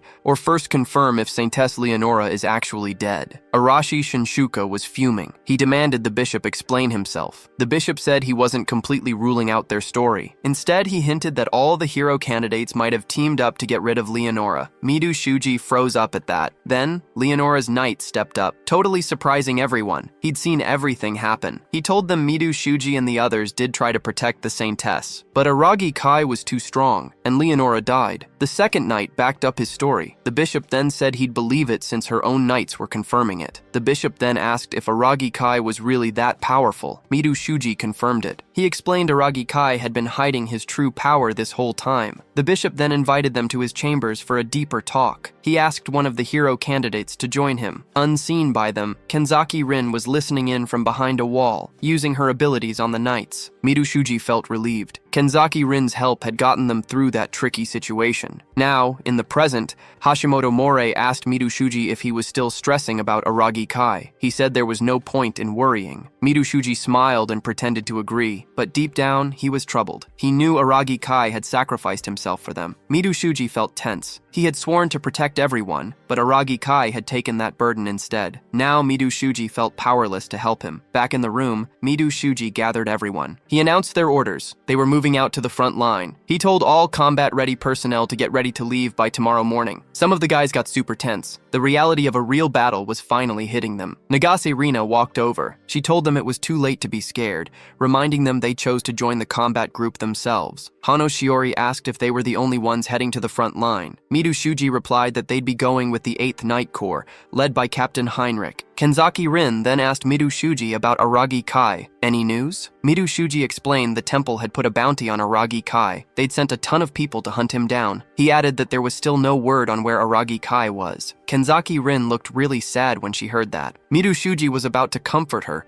but Nagase Rina cut him off. She angrily yelled that she didn't care if Aragi Kai was a traitor. If she found him, she'd totally burn him to a crisp. Kenzaki Rin was super upset. She just wondered why Aragi Kai hadn't taken her with him. The scene then jumps to the jungle. All the hero candidates, knights, and guards were trekking through it. As they moved deeper, Arashi Shunshuka suddenly sensed something and stopped dead. Right then, Hano Shiori also yelled out that she was tired. Could they please take a break? Hashimoto More quickly replied that they just had lunch, so no break. Looks like they'd be walking until dark. Some of the guys wondered if anything was actually going to happen. They'd been walking for 2 days straight with nothing. Arashi Shunshuka then told everyone to halt. The others asked what was up. Arashi Shunshuka replied he could feel a magical beast hiding behind the bushes. Just then, a knight showed up. He yelled at the hero candidates, demanding to know why they stopped so suddenly. Mido Shuji explained they felt a magic beast nearby, but the knight just yelled, saying he saw nothing. He reminded them they had to follow his orders and couldn't do anything without him. This made Arashi Shunshuke furious. He grabbed the knight by the neck, demanding to know what he just said. The knight, totally scared, asked Arashi Shunshuki what he was doing. Even Midoshuji told Arashi Shunshuki to stop, but Arashi Shunshuki just shouted back, asking why he should listen to some worthless knight. Suddenly, something attacked Arashi Shunshuki. He had to let go of the knight to dodge it. Turns out, it was a magic beast with a rabbit face but scary, weapon-like hands. The guards got tense. "It's a sharp rabbit," they yelled, telling everyone to get ready for a fight. But before the guards could even move, the sharp rabbits charged. They knocked swords right out of the guards' hands. One rabbit stared down a guard, ready to strike. But then, a massive fire flame burst out, seemingly from nowhere, and totally wiped out the sharp rabbit. It was Arashi Shunshuki using his power to defeat the beast. The guard thanked Arashi Shunshuki for saving him, but Arashi Shunshuki just told him to step aside and not get in his way. Then, Arashi Shunshuki easily took down every single sharp rabbit, one by one. Some students were totally shocked by his power. It was way more destructive than anything they'd seen before. But Arashi Shunshuki wasn't satisfied at all. He felt his power still wasn't enough compared to Aragi Kai's. The scene then flashed back to a moment when Aragi Kai had aimed a gun at Leonora. Seeing Aragi Kai again made Arashi Shunshuke absolutely furious. Arashi Shunshuke was seriously frustrated. From the very start, Aragi Kai had never shown any fear of him, which meant Aragi Kai was definitely stronger. Aragi Kai's total lack of reaction only made Arashi Shunshuki believe this even more. Arashi Shunshuki thought he was stronger with all the new explosive power he got, but it was super annoying for him to realize Aragi Kai was still even stronger. The scene then snapped back to the present. Midoshuji interrupted Arashi Shunshuke's thoughts, asking why he looked so annoyed. Arashi Shunshuke just brushed it off, saying it was nothing. He just hated being told what to do by someone he thought was worthless. Sometime later, the group arrived at Fort Truss, located on the western border of the Diggerest Holy Kingdom. First, Captain Amelia of the Holy Knights introduced herself. She was the leader of their order, stationed right there. Heinrich asked Amelia what happened to their previous watchdog captain. Amelia simply replied that he had died about a week ago. Hearing this, the hero candidates were a bit shocked. Amelia then started to say she wanted them to rest after their long trip, but she couldn't even finish her sentence. Guards suddenly yelled out,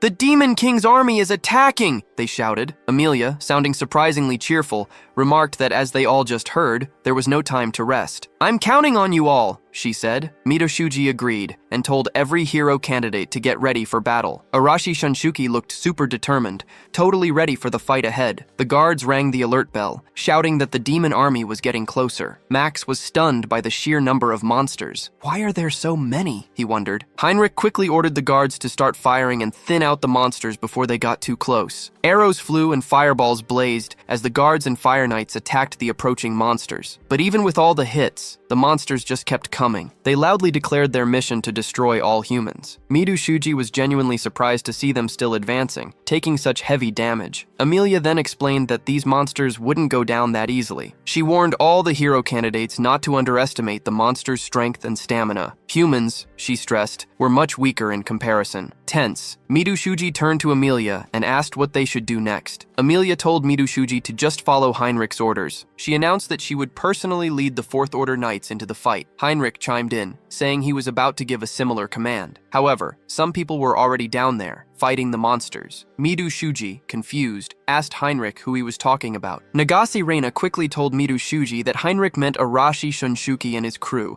who had already gone ahead. Mido Shuji was stunned and asked Nagase Reina to repeat what she just said. As the smoke cleared, the monsters saw humans directly confronting them. They all laughed at Arashi Shunsuke and the others, calling them fools walking to their deaths. Arashi Shunsuke didn't care if they were demons or anything else. He simply declared he would wipe them out. And with that, the fight began. Back inside the fort, some monsters managed to break through a wall and started attacking the guards. Just as one monster was about to strike a guard, Mido Shuji quickly intervened, blocking the hit with his sword. Even the guard was surprised to see him. Mido Shuji then unleashed his powerful sword extend attack, swiftly taking down the monster. After that, Mido Shuji felt a surge of confidence. He realized his power was growing, and he could handle this. He shouted to everyone else, "We can win this battle! Let's fight without fear!" Hearing his words, every hero candidate was filled with new energy and enthusiasm for the fight. As Mido Shuji got ready to rejoin the battle, he reminded himself not to hesitate. He knew any wavering from him, as their leader, would make the rest of the team nervous. He remembered Aragi Kai teaching him about the cost of being naive. Hashimoto Meirei also urged everyone to stop watching and jump into the fight with Mido Shuji. Nagasarana started using his special attacks, and Kanzaki Rin began dominating the monsters. The intense battle between the monsters and the hero candidates raged on. Watching the hero candidates fight, the guards were completely amazed by their power. They were absolutely dominating the Demon King's army. Heinrich yelled out, instructing the guards to provide cover for the hero candidates so they could push the demons back even harder. The guards agreed and charged forward, engaging in a long and brutal fight until they finally defeated the Demon King's army. Emilia joyfully announced their victory, and the guards erupted in celebration. As the sun began to set, Mido Shuji was lost in thought. But Heinrich interrupted him,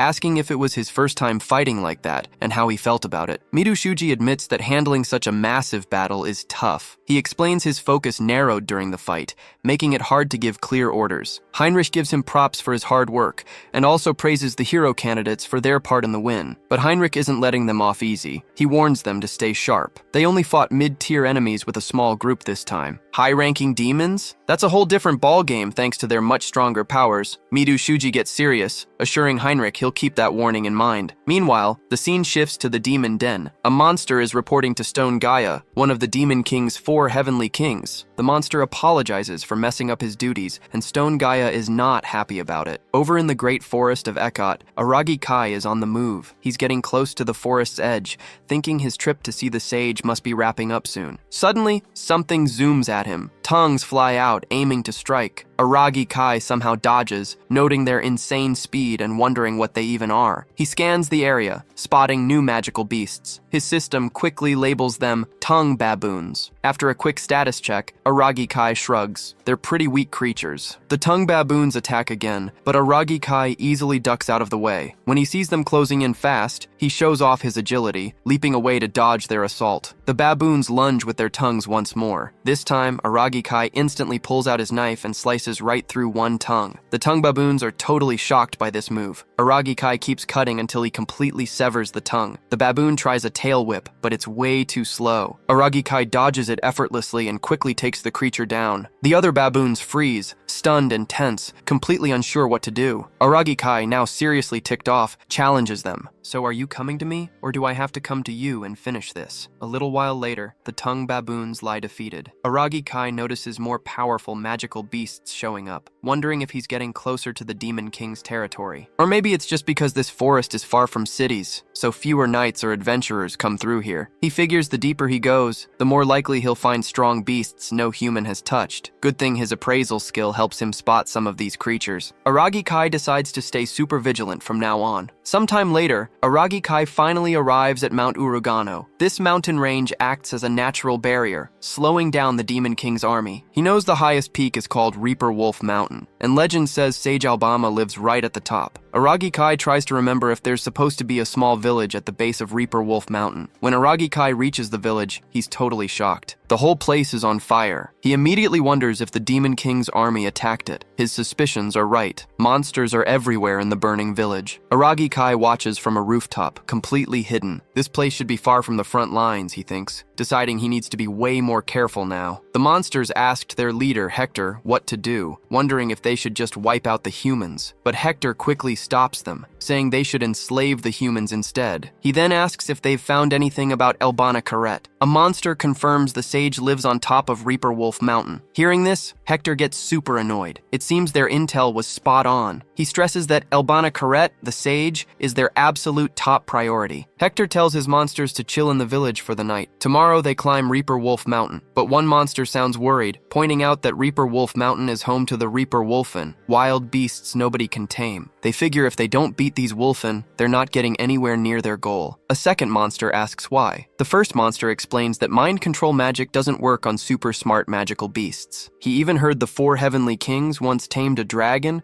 but doing the same with a Reaper Wolfen? Impossible. Hector chimes in, saying he's not exactly a magic whiz, so talking about powers they don't have is useless. Their only real choice is to defeat this untamable magical beast. The other monsters totally agree with Hector. Watching all this, Aragi Kai realizes the whole group is super organized under Hector. He wonders if it's because Hector is a high-ranking demon. Aragi Kai checks Hector's status and confirms it. Hector is one of the Demon King's elite high-ranking demons. Now, Aragi Kai knows a direct fight with Hector would be incredibly tough. Suddenly, Hector feels like someone's watching him. He orders his monsters to go check it out, sensing a presence nearby. Aragi Kai is seriously impressed by Hector's sharp senses. The monsters start looking for Aragi Kai, but he's chill. He's good at hiding. Then, Aragi Kai spots some captured humans, all tied up with ropes. Even seeing the villagers, Aragi Kai decides not to jump in. His main goal, just like the demons, is to find the sage Elbana Karet. He knows he has to get up that mountain before the Demon King's army does. Meanwhile, the scene shifts to the highest, most dangerous peak of Oregano Mountain, also known as Reaper Wolf Mountain. Aragi has somehow made it this far up. His map shows no clear path, so he decides to follow animal trails. His vision is getting blurry, and the ground feels super unstable. Even though he's in a rush, he decides to move carefully. As Aragi pushes on, he feels a presence. Could it be the legendary Wolfen of Reaper Wolf Mountain? He listens in and hears not 1, not 2, but 3 distinct sounds, and they're getting louder. Aragi realizes that even though these wolves are hidden, their presence is absolutely massive. Suddenly, he's totally surrounded. Just as they're about to strike, he leaps up onto a nearby tree. Agari was shocked when he finally understood why many people had gone missing on the mountain. He then used his appraisal skill to check the wolves' stats. They had average stats, but their real power came from working together. Suddenly, while Agari was checking them out, a wolfen charged the tree and snapped it in half. Agari had to move fast. He grabbed a leaf, pumped it with mana, and attacked the wolfen. In seconds, the wolfen was sliced clean in 2 and dropped. Other wolfen lunged, but Agari kept taking them down with his leaf. 2 more fell the exact same way. Now, about 5 or 6 wolfen got ready to rush him all at once. This time, Agari poured mana into his own body. He believed doing it on purpose would make a huge difference. Leonora once told him that people who always relied on divine protection usually sucked at controlling their mana. He also remembered Leonora saying that those who constantly leaned on divine protection didn't know how to control mana at all. She called them weaklings, which is why she could control everyone. No wonder they couldn't fight off her enslavement magic back then. Agari knew he had to get stronger and fix this weakness. He figured mastering mana control would also beef up his resistance to enemy spells. He also realized mana wasn't quite as strong as divine protection, but to truly get powerful in this new world, he had to learn it. So Agari decided to keep fighting the wolfen, practicing mana control as he climbed the mountain. Then, Agari suddenly sensed something and zipped right to that spot. He went straight for the wolfen leader. Once there, he asked the wolfen for confirmation. The other wolfen were totally confused by what Agari was doing. But when the leader attacked, Agari quickly defended himself and took it down without hesitation. Agari looked up and saw that the moment their leader fell, all the other wolfen bolted. Of course, it was the strongest magical beast in their pack. Agari then chased after the rest of the wolfen alone. Suddenly, something wild happened that totally shocked him. He saw a red projection of the wolfen. Agari wondered if his skill was showing him the wolf's future moves. He was right. It was predicting future trajectories. With this new power, he quickly took down 2 more wolves. Agari realized his prediction ability let him see about 1 second into the future. The remaining wolves were scared stiff seeing this. But Agari told them not to even think about running, and instead to stick around for a bit more training. Agari quickly took care of all the wolves. Checking his status, he saw his new skill, Divine Protection of Foresight. This power let him see his enemy's future moves. He remembered that his appraisal skill also leveled up when he got weak point detection. This meant his blessings went from normal to enhanced, letting him appraise everything around him. Feeling tired, Agari decided to rest. But then, he sensed something big, wondering if the Demon King's army had finally shown up. He immediately dropped his rest plans and rushed towards the strange presence. Meanwhile, near a mountain peak, monsters had captured an elf girl named Mare. Their leader Hector admired her fighting spirit, saying it was just like a sage's disciple. But then he declared her end was here, ordering his monsters to finish her off. Mare tried to speak, but a monster suddenly lunged at her. Suddenly, Agari appeared, sweeping Mare into his arms to dodge the attack. Everyone was shocked. Mare was stunned. A human had saved her. A confused monster demanded to know who Agari was, asking if he was a new enemy. Agari quickly scanned the area, realizing there were 10 monsters total, led by Hector, a high-ranking demon. Mare then asked Agari why he helped her. Agari shot back, asking if she was a disciple of Sage Elbenakaret. When Mare confirmed it, Agari simply said he needed to talk to the sage. That was his reason for stepping in. Using appraisal on Mare, Agari saw she was a half-elf and had spell skills. Hector grumbled that he didn't care who Agari was. He was clearly an enemy. He ordered his monsters to kill both the elf and the human. Agari knew he had to take down these monsters to save Mare and get on the sage's good side. The monsters charged, and Agari activated his foresight, trying to predict their every move. His foresight was amazing. He saw every attack coming, letting him perfectly block everything. The monsters were stunned. With a few quick moves, Agari slashed them down one by one with his knife. The remaining monsters watched in disbelief. Agari thought to himself, with foresight active, he felt invincible in close combat. His only worry was how long the skill would last. Meanwhile, Hector changed tactics, telling his monsters to stop charging and use magic instead. The monsters agreed and started firing magic bullets at Agari. Seeing the magic, Agari tensed up, knowing how dangerous they were. But just then, Mare cast a spell. She called upon Sylph, the wind spirit,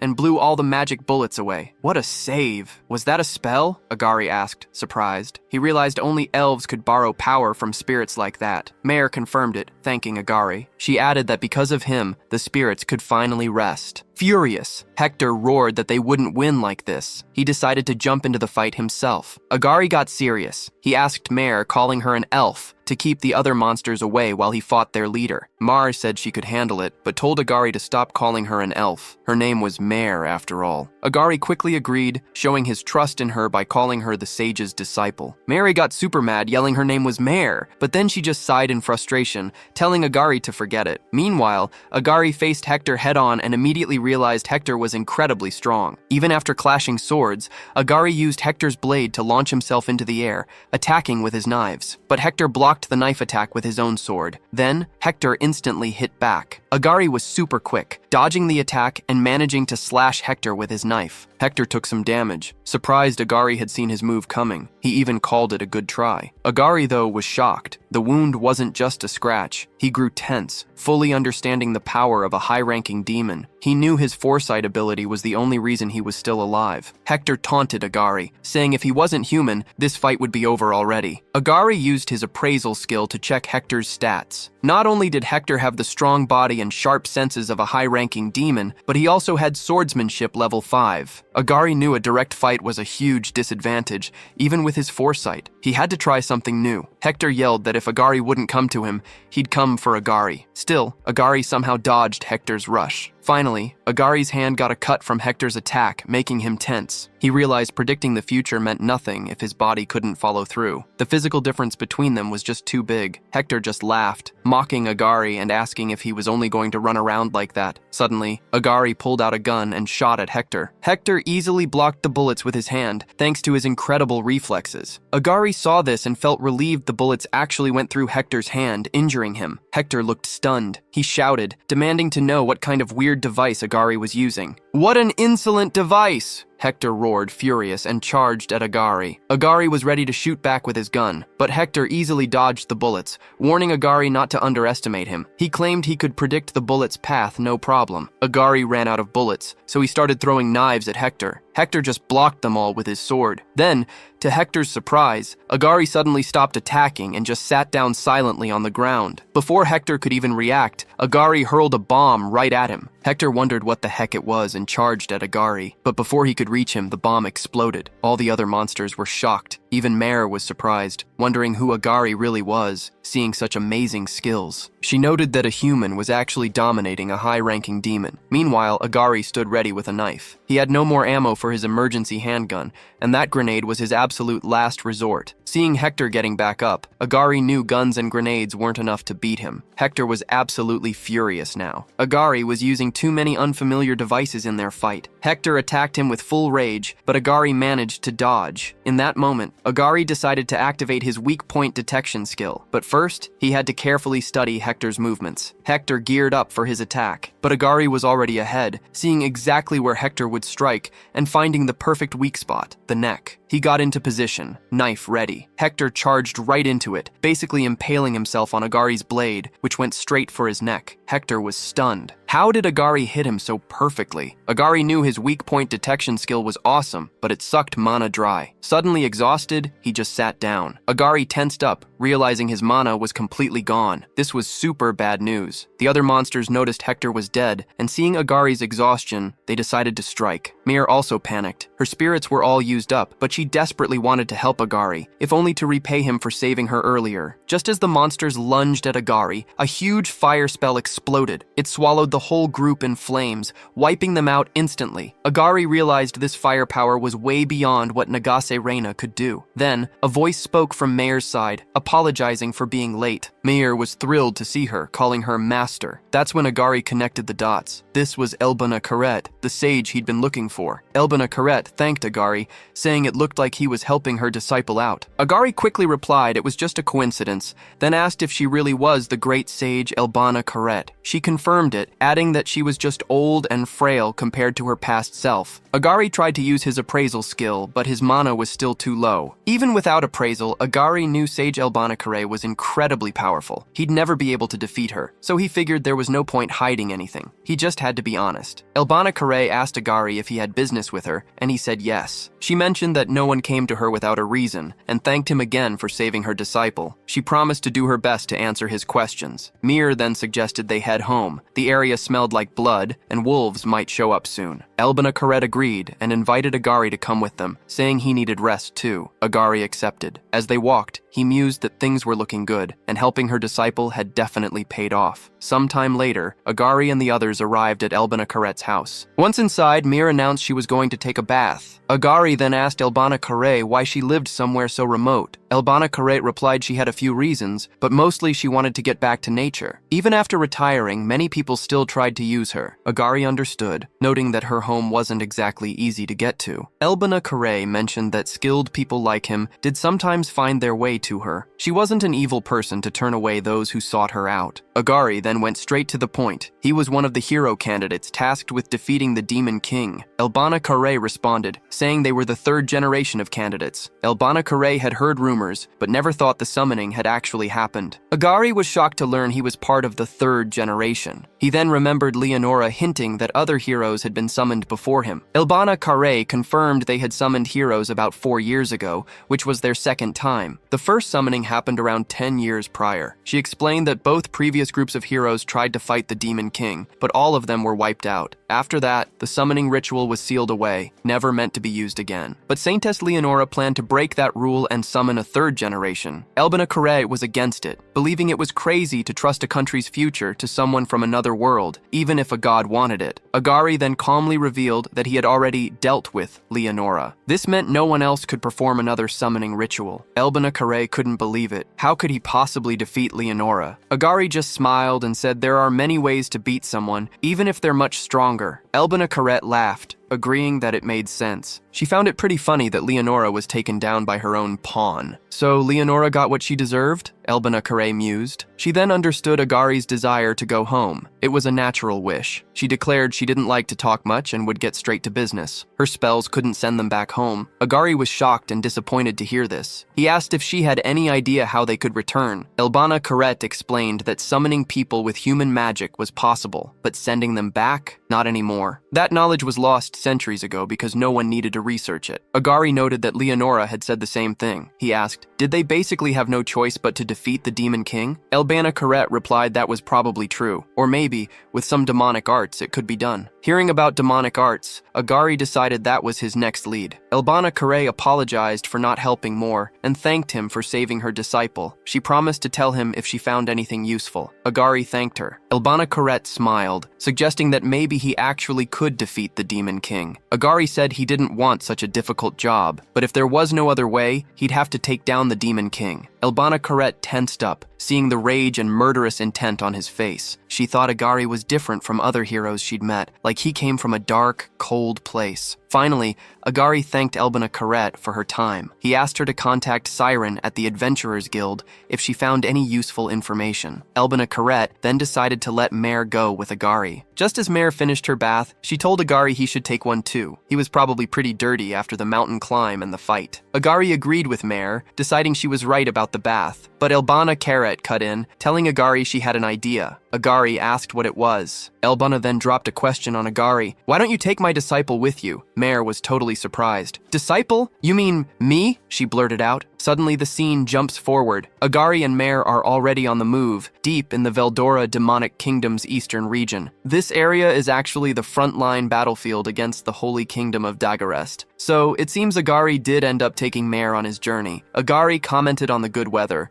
noting he'd heard the demon territory was super harsh. Mare quickly corrected him, explaining they were still in what used to be Holy Kingdom land. She added that the truly bad weather would hit them once they went deeper into Veldora. Agari quickly caught on that the Demon King's army had invaded and taken over this territory. Mare continued, pointing out a big city called Nutrat near the western Urugano mountain range. She said there used to be villages around it. That city, she revealed, had fallen to the Demon King's army and was now the front line, their destination. She figured it would take them about 2 days of walking to get there. Agari hesitantly asked what happened to the people from those villages. Mare's voice turned sad as she explained. Half the population was killed, she said, and the rest were enslaved by demons for forced labor. Only a few lucky ones managed to escape to the other side of the mountains. Hearing this, Agari nodded. He was really impressed by Mare's knowledge and felt even more confident that bringing her along was the right call. But hold on, let's rewind a bit. This takes us back to when Elbina Kare first asked Agari to take Mare. Agari straight up declined at first, which shocked Mare. She yelled at him to at least think about it. Elbina just laughed, telling Agari to watch his words. She reminded him that for someone new to this world, Mare would be incredibly useful. Her family's knowledge, passed down for generations, was extensive. Elbina also confessed she'd been looking for a chance to send Mare on an adventure, but she worried about her adorable disciple going alone. Agari looked confused. He asked Elbina why she was trusting Mare to him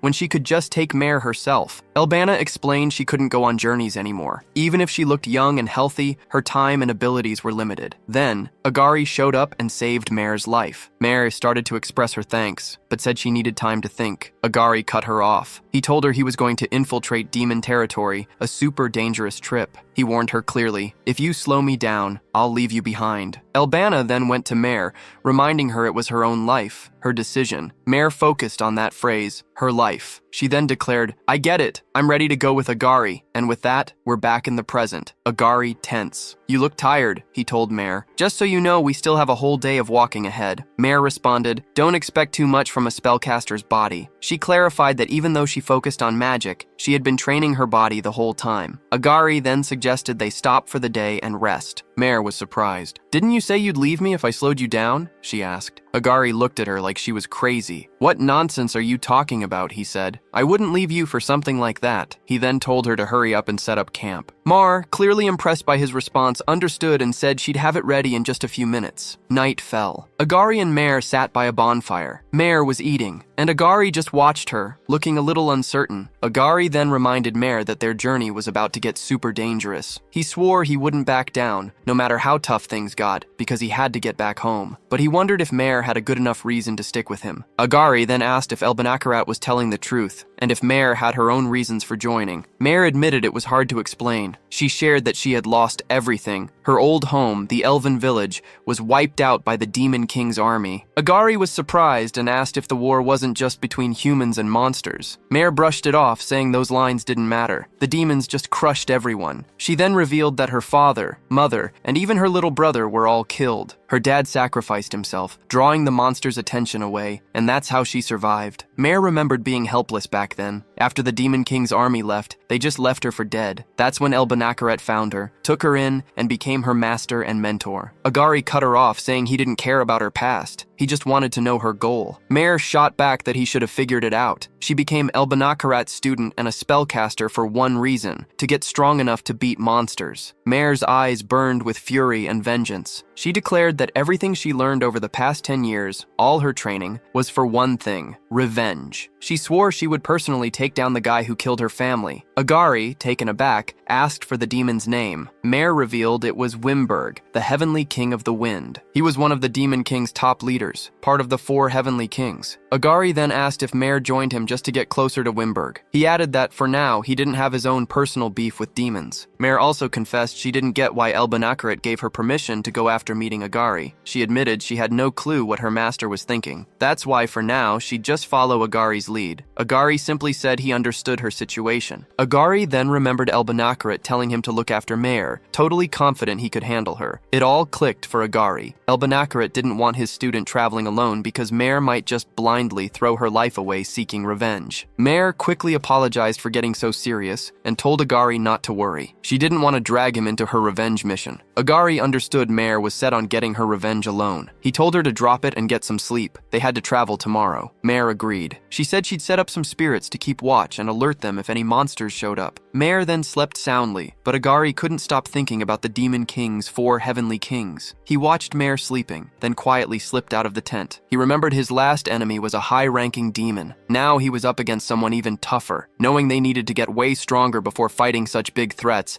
Agari pushed those thoughts aside for now. Worrying about it wouldn't help right now. Meanwhile, at the Holy Kingdom's fort, officials gathered. They felt it was finally time to attack, especially with the hero candidates here. Everyone agreed and started discussing where to strike first. Amelia suggested hitting Fort Arliss first. It was once their stronghold, and now served as the enemy's frontline base. Taking it back would be a huge win. If we break them here, Heinrich added, the enemy will definitely pull back. But Heinrich saw it as a reckless move. They had only been defending until now, so why suddenly attack? The officials challenged Heinrich, asking if he'd hesitate even if the hero candidates were under his command. Emilia admitted Heinrich had a point. Still, she argued, the enemy might be underestimating them, so a surprise offensive could work. Then she turned to Midoshuji, asking if his body had been found. Midoshuji simply said yes. He was ready to fight if commanded, sword in hand. Soon after, Heinrich, Midoshuji, and Hashimoto Mare left the meeting. Heinrich mentioned the plan was set for the next day, surprised by Emilia's aggressive stance. Hashimoto Mare asked Heinrich if he thought the plan would actually work, noting how confident everyone seemed. Midoshuji chimed in, saying if they were going to attack, doing it while the enemy was still regrouping was smart. He believed it wasn't a mistake, but Heinrich disagreed, worried they were putting too much faith in the hero candidate's strength, leading to overconfidence. Heinrich added that even though they were only reinforcing defenses, they couldn't defy orders from above. Hashimoto Mare, tense, asked, So, we really don't have a choice, do we? Heinrich replied. Of course. I'll support them all I can. But the hero candidates are key here, so tell them to get some good sleep. Suddenly, Midoshuji felt a wave of tension. He had a bad feeling about it, but knew they had no other option. The next day, near Fort Arliss, everyone was ready. The hero candidates and Heinrich's team prepared to assault the fort. Nagase Rina wondered why they were attacking in broad daylight. Wouldn't a surprise night attack be better? Heinrich explained that demons see perfectly in the dark. Attacking at night would actually put them at a disadvantage. Midoshuji then clarified their main goal: defeat the monster leader. The main force would keep the other monsters busy. He reminded everyone the leader was probably a high-ranking demon. Midoshuji told the hero candidates he would lead the charge. If he ever got separated, they should either buy time or retreat. Just then,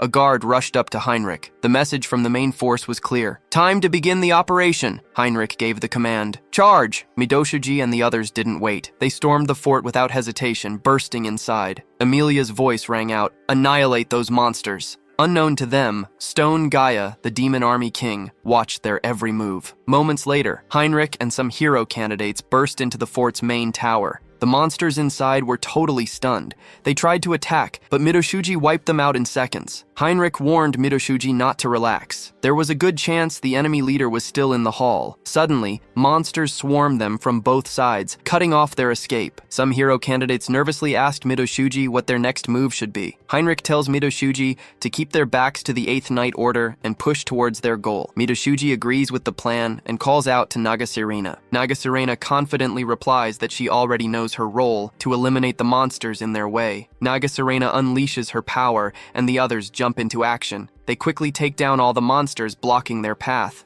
Finally, they open the huge door, but everyone freezes. A humanoid figure stands there, stunning them all. Sam tensely asks, what the heck is this now? Arashi Shinshuki then asks the Demon King if this figure is their leader. The figure introduces himself as Stone Gaia, one of the Demon King's 4 heavenly kings. Kenzaki Rin and Hashimoto More instantly tense up upon hearing this. Even Midoshuji feels a chill. The pressure from Stone Gaia is totally off the charts. He draws his sword, challenging them to a power showdown. Midoshuji tells everyone to get ready, but he's secretly trying to find his own courage. He knows if they lose here, all the main force's sacrifices would be for nothing. Everyone prepares to fight, but Stone Gaia just sits down and touches the ground instead. Midoshuji is confused. Then, to their surprise, an orange circle appears around Stone Gaia. All the hero candidates instantly tense up. Dirt surges from the ground, summoning tons of golems right in front of Raka and the others. Everyone is shocked. Stone Gaia then commands the golems to attack and wipe out the hero candidates. Midoshuji shouts for everyone to hold them off. Narumi Yoshia confirms and starts attacking. He uses his nature power, cutting down golems with sharp leaves. Arashi Shinshuki joins in too,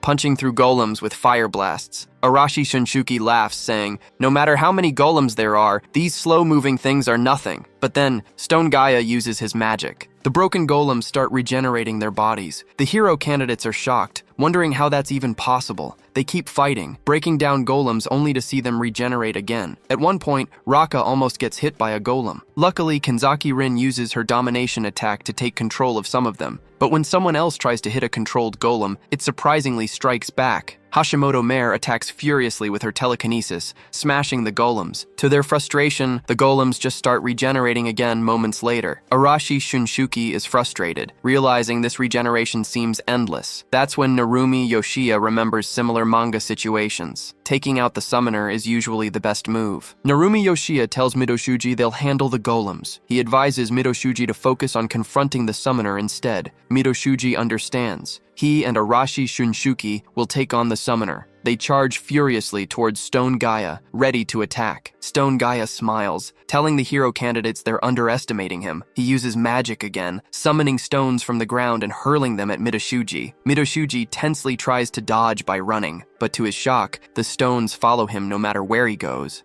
Midoshuji couldn't dodge the stones and got hit. Everyone screamed his name, worried, but Midoshuji just waved it off, saying he was fine. What Stone Gaia didn't know was that this was all a trick. Midoshuji was just distracting him so Arashi Shinshuki could sneak in for a surprise attack from behind. And it worked. Arashi Shinshuki got right behind Stone Gaia and landed a super strong punch full of his flame power. Everyone watched, holding their breath. Had Arashi Shinshuki just taken down the Demon King? But as the smoke cleared, it showed Arashi Shinshuki had actually hit a wall of dust and clay. Then the wall punched Arashi Shinshuki right in the stomach. He passed out cold. Stone Gaia just laughed, asking if that was all the heroes had. So, what's next for Mido Shuji and the others? Can they beat Stone Gaia, or is this the end? While they were battling one of the 4 heavenly kings, our main man Aragi Kai finally reached the fallen city of Neutrat. They had to take a super secret route to avoid being seen. Only a fire spell on a scepter lit their way as they went deep under the city. Mare somehow got talked into going through the city's super stinky sewers, holding her nose the whole time. Kai, though, didn't even care about the gross smell. Mare had to admit she never would have thought of sneaking into a city through the sewers. Kai just told her to be a bit more patient. They'd be there soon. They needed to watch out for Demon's amazing night vision, especially since the city had so many open spots. Plus, Neutrat was a frontline city, meaning security would be super tight. After a few more minutes walking through the smelly tunnels, they finally made it out. Just like that, the duo had snuck into Neutrat without anyone noticing, though they smelled like total dookie. The moment they stepped into the actual city, Kai got a really bad feeling. His instincts told him someone was coming, so they quickly hid in a barrel, totally like a 90s cartoon. Moments later, 2 guard demons walked down the street. One grumbled about being picked to guard the witch. But serving the witch wasn't about what you'd achieved. The whiny guard might not have wanted the job, but he definitely had the skills. That didn't stop him from getting chewed out by the witch, though. As the 2 demons walked off, still complaining about their bosses, Kai and Mare popped out. Kai wondered what the big deal was with this witch. He knew she was supposed to be the demon princess and the new boss of Neutrat City. Mare knew her as the Witch of Space, and she was their target right now. Before all this, the sage had suggested Kai meet with the Witch of Space in Neutrat. She might be the only one who could grant his wish. They were in the city, but getting to the princess? That needed some serious planning to avoid a fight they couldn't win. A pro-assassin would gather intel quietly, and that's exactly what Kai planned to do. Mare promised to stay out of the way and follow his orders to get through this whole situation. The fallen city was now officially a demon stronghold, a place for them to regroup and plan their next attack. Walking through the city, Kai and Mare saw demon soldiers just chilling, laughing with their buddies. They'd even get wasted in the middle of the day, acting just like humans. Using abandoned houses for cover, Kai and Mare carefully noted the city's current situation. Mare actually found it pretty boring. She was expecting some action,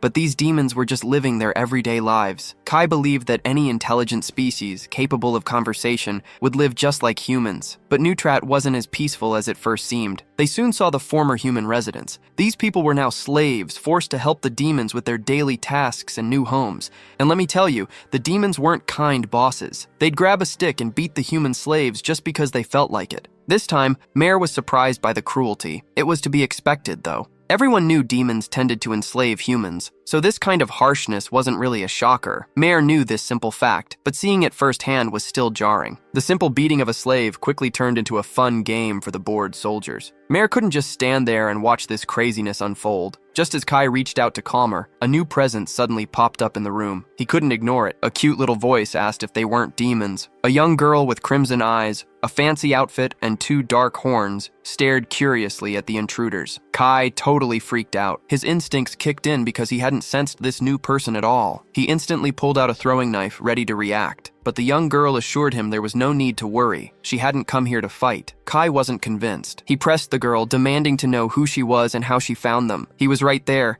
and it should have been impossible for anyone to sneak past his detection, especially this close. Kai figured she had to be using some kind of demonic art. She then admitted she'd been watching them since they broke through her detection barrier. Mare, however, was positive they'd snuck in perfectly clean. She hadn't even felt a trace of mana nearby. But that's because the witch who mastered space magic could see absolutely everything. Kai finally put it together. He used appraisal to confirm his suspicions. Her name was Isabel Veldora, protected by an evil god, a master of space magic, a master of all kinds of demonic arts, and an absolute monster in terms of power. Then, Isabel formally introduced herself as the 5th princess of the Veldora demonic kingdom. Kai took a step back, clearly intimidated. She then made it clear, if they didn't answer her questions, she'd just order her army to capture them. After all, a human and an elf had snuck into her territory, and they didn't exactly look like spies. She wanted some clarity on their objective. Kai was certain that fighting here would be way too risky, so a peaceful negotiation was their best bet. So he started talking, and warned the princess that his story would be a long one. Isabel got comfy and told Kai to spill his story. She was bored anyway. Kai spent hours explaining his journey so far. Finally, Isabel understood why he was so set on returning home. He'd learned from a sage that it might be possible using demonic space magic, which is why he came here to check.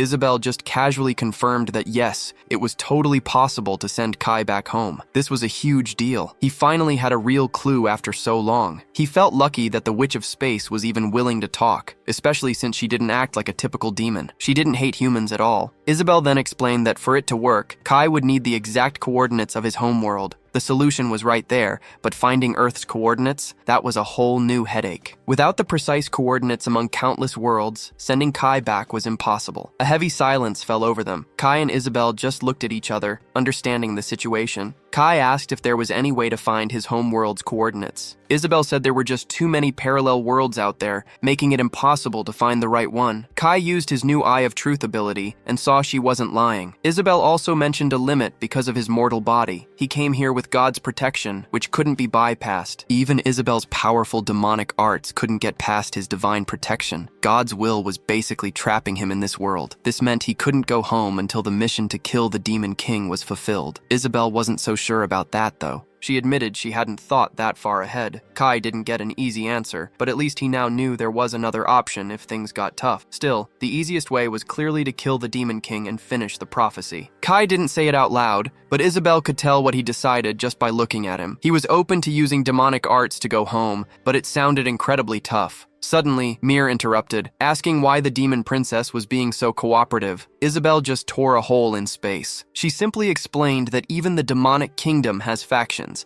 and she was just doing what was best for herself. Kai and Mayer immediately got ready for a fight, expecting her to make a move. Isabel just gave them a blank stare, wished them good luck, and stepped into her spatial rift. She also warned them that escaping her city wouldn't be easy. Just like that, the rift closed, and Isabel Veldora vanished to who knows where. Mir, who had been holding her breath, finally let it out. Kai was thinking about how powerful the Demon King's bloodline must be. If they had fought, they would have been slaughtered with no chance. It was a good thing she wasn't hostile. After such a lucky escape, Kai worried that bad luck would follow. Just as Mir warned him to stop jinxing them, the city alarms suddenly blared. The duo peered out the window. Demon soldiers were going wild, hunting down human spies who had infiltrated the city. It was clear they had been exposed, and that mischievous witch was likely involved. First, the witch wished them luck. Then, she immediately told her army about them. Her actions were totally bizarre, just like her. Kai simply had to accept that he couldn't understand someone so powerful. They bolted across the roofs of abandoned buildings,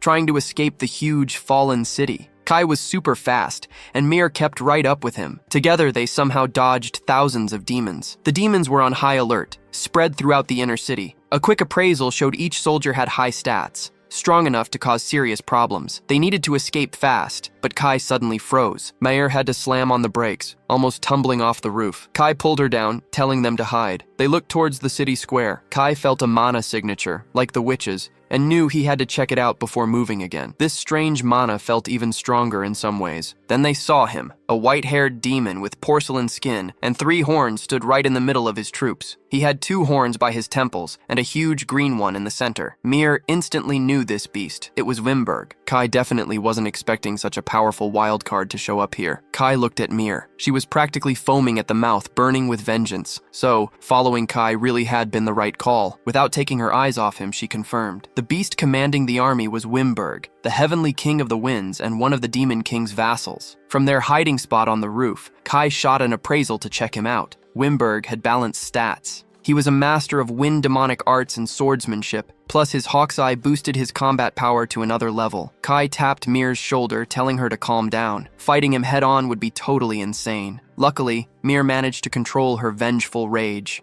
Since their enemy was the heavenly king of the winds, and wind magic is awesome for finding things, they had to be super careful. Down on the city grounds, Wimberg's troops were asking skeptically if there really were intruders. They had put together a whole hunting brigade just because of Wimberg's hunch, so they just kept pushing forward. If they found any intruders, crushing them would be totally normal. Humanity's trump card, the hero candidates, had been seen at the front lines. Neutrat City was under pressure to get things stable. One troop asked Wimberg why he was staying behind instead of fighting at the front. Wimberg simply replied that holding down the fort suited him better. Wimberg preferred to let other units handle the messy fighting. But then, the wind he'd spread out across the city brought back whispers, confirming that intruders were inside. For Wimberg, if the wind said it, it was a sure thing. These spies were moving carefully, but they couldn't hide from Wimberg's wind search. He controlled the wind, giving him a complete map hack of the city. Wimberg ordered his troops to get the pursuit unit ready. It was time for a hunt. Wimberg knew the witch could have found these intruders earlier. She must have let them through, and he found that pretty interesting. Meanwhile, Mayor and Kai were still running for their lives, using old residential areas for cover. As they reached a street corner, Kai told Mayor to stop. A demon search party was close by, checking every corner for intruders. The demons likely knew someone was around, but couldn't pinpoint their exact spot.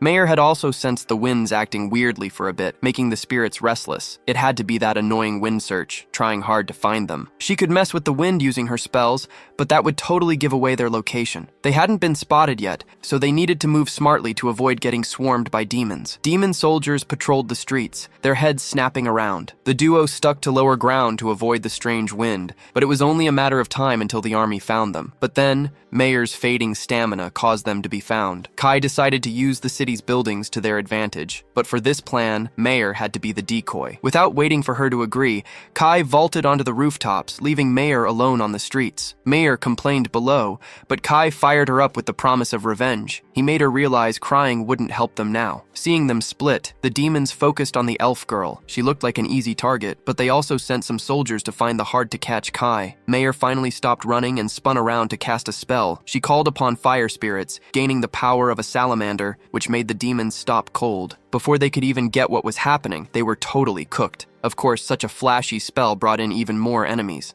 Mayor's spot was revealed, and demon battalions closed in fast. Kai used this chaos to jump behind the distracted battalion. From there, he started dishing out destruction, one slash at a time. The first demon fell, but the others in the battalion still didn't notice a thing. With swift, precise cuts, Kai turned demons into mincemeat on the street. The battalion captain finally heard the thudding sounds behind him and spun around. What he saw was his entire group butchered, lying in pools of blood. That split second of terror was an easy opening for a skilled assassin. The captain called Kai a coward, but Kai just wiped out the rest of the battalion with another bloody splatter. Meanwhile, Mayor was still fighting in the streets. She unleashed Undine, a powerful water spell, to overwhelm her enemies. This water magic was super effective in the crowded area, slowing down the demon army's push. But even as the raging water pushed them back, the demons kept trying to break through. Mayor knew she was just delaying the inevitable. She had no choice, though, as these demons just kept coming. The situation felt hopeless until she spotted some strange splashes happening in the back. One after another, demons at the back started falling to a hidden blade. This made Mayor's job easier,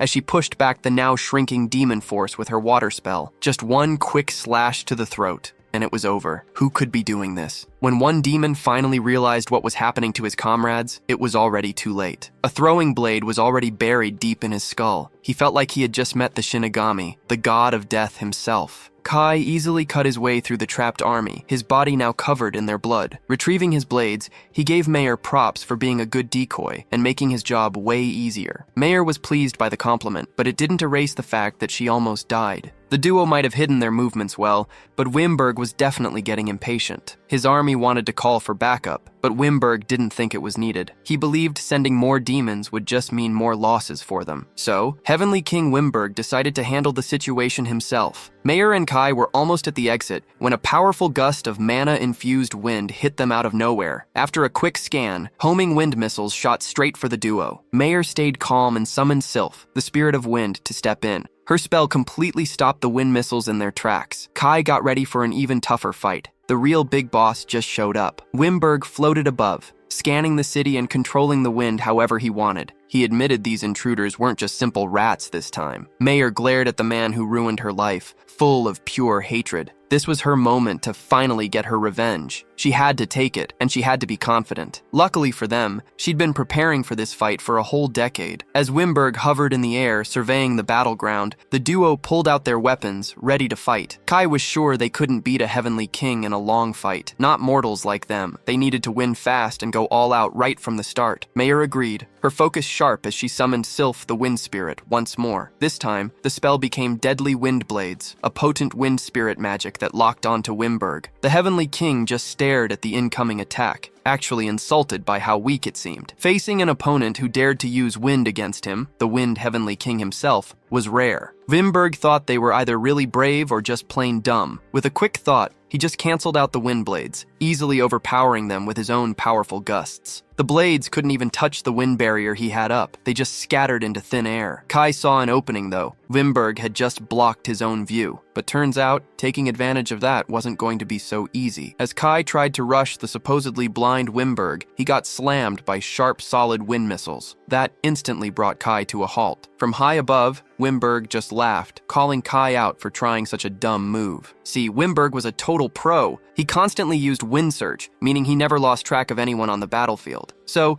even if Kai tried to sneak into a blind spot, Wimberg would totally spot him. This was the ultimate counter to Kai's amazing assassination moves. Good thing Kai wasn't alone in this fight. He had Mir there to help him out. Raising her scepter, Mir started getting another one of her spells ready. Wimberg was about to strike back when he saw what the elf girl was doing. His wind surge made him practically omnipresent by perfectly controlling wind flow. But if Mir messed with that flow, his wind surge would totally break down. Wimberg couldn't shake the feeling that this elf girl somehow knew all the weak spots in his fighting style. Kai figured it out. Mir had probably spent her whole life planning her revenge, which is why she knew exactly how to counter the Heavenly King. With the wind surge messed up, Kai instantly moved, trying to hide himself and get closer. Wimberg just thought it was super arrogant that this human was trying such basic tricks on him. Kai managed to reach him in the air, but Wimberg just flew even higher. He looked down at Kai, mocking him for even trying to reach him when Wimberg totally owned the skies. This just made things way harder. That flight ability was exactly like Narumi's. Kai's thoughts got cut off as Mir yelled at him to jump again. Trusting his teammate, he did it. This time, he got a huge boost of wind magic, making his jump super powerful and giving him the ability to fly. Wimberg totally freaked out. Kai used his foresight along with weak point detection, aiming for a perfect one-shot kill. Instantly, he saw 1 second into the future, Wimberg dodging sideways,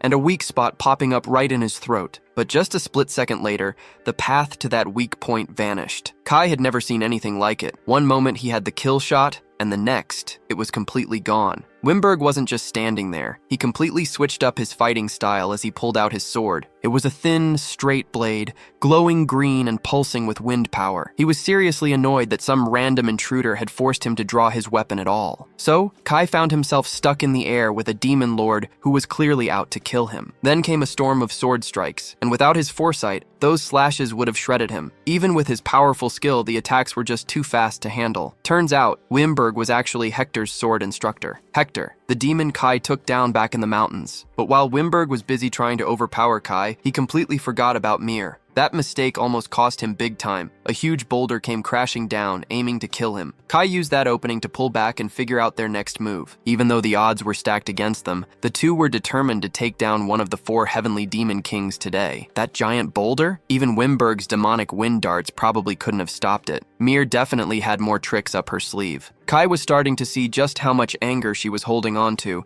and Wimberg noticed it too. Wimberg quickly figured out that these intruders must have been Hector's killers. Mir drove that point home by asking Wimberg how it felt to lose someone he cared about. The demon just laughed menacingly, then recognized Mir as the sole survivor from a village he had destroyed. Mir had spent a decade practicing her spells non-stop, all to get justice for that attack. Wimberg started taunting her, reminiscing about that day and describing it in gross detail. Mir never thought this monster would even remember what happened to her hometown, but the demon loved hearing the elves scream back then. He loved how they cared more about others than themselves, which meant he got to watch them beg for mercy. Their despairing faces were so beautiful to him, it practically thrilled him. Furious, the young elf snapped and lunged forward. She would have charged right in if Kai hadn't stopped her, telling her never to fall for such obvious traps. Kai told her he was counting on her spells, so she absolutely had to stay calm and focused during the fight. Mir snapped back to reality, remembering this was a team effort. Kai still needed more time to figure things out. But Kai was the kind of guy who'd do anything to win, so it was just a matter of time. Wimberg was a super powerful enemy, covering both close and long-range attacks that could hit hard. Wimberg also realized this duo was a difficult pair to deal with. Kai, the man, could even trade blows with him, despite being human. The only explanation Wimberg could think of was that this mystery guy had to be one of the hero candidates. Kai didn't deny it. Wimberg, the Heavenly King, always tracked the most powerful fighters from the enemy nation, but he had never even heard of Kai, which made Kai a total unknown. After thinking it over, Wimberg decided to play it safe. He planned to drag out the battle, letting his superior strength slowly crush his foe. Meanwhile, Kai's foresight skill was running out, with only 3 minutes remaining. If they couldn't finish the fight quickly, their odds of winning would practically hit rock bottom. That's when Mir suddenly spoke up, urging Kai to hear her plan. Kai stayed sharp, listening intently as Mir quickly whispered her strategy to him. He finally agreed to it, but not without a cheeky warning. "Don't drag me down," he told her, which was pretty ironic since it was her plan anyway. Wimberg simply watched them plot, amused and totally sure he had already won. But Kai suddenly got a fresh burst of energy, locking onto his target like a hungry predator. Wimberg just grinned, arrogantly welcoming Kai with open arms. The first step of their plan was simple: use wind magic to launch Kai into the air. While he got ready for the next clash,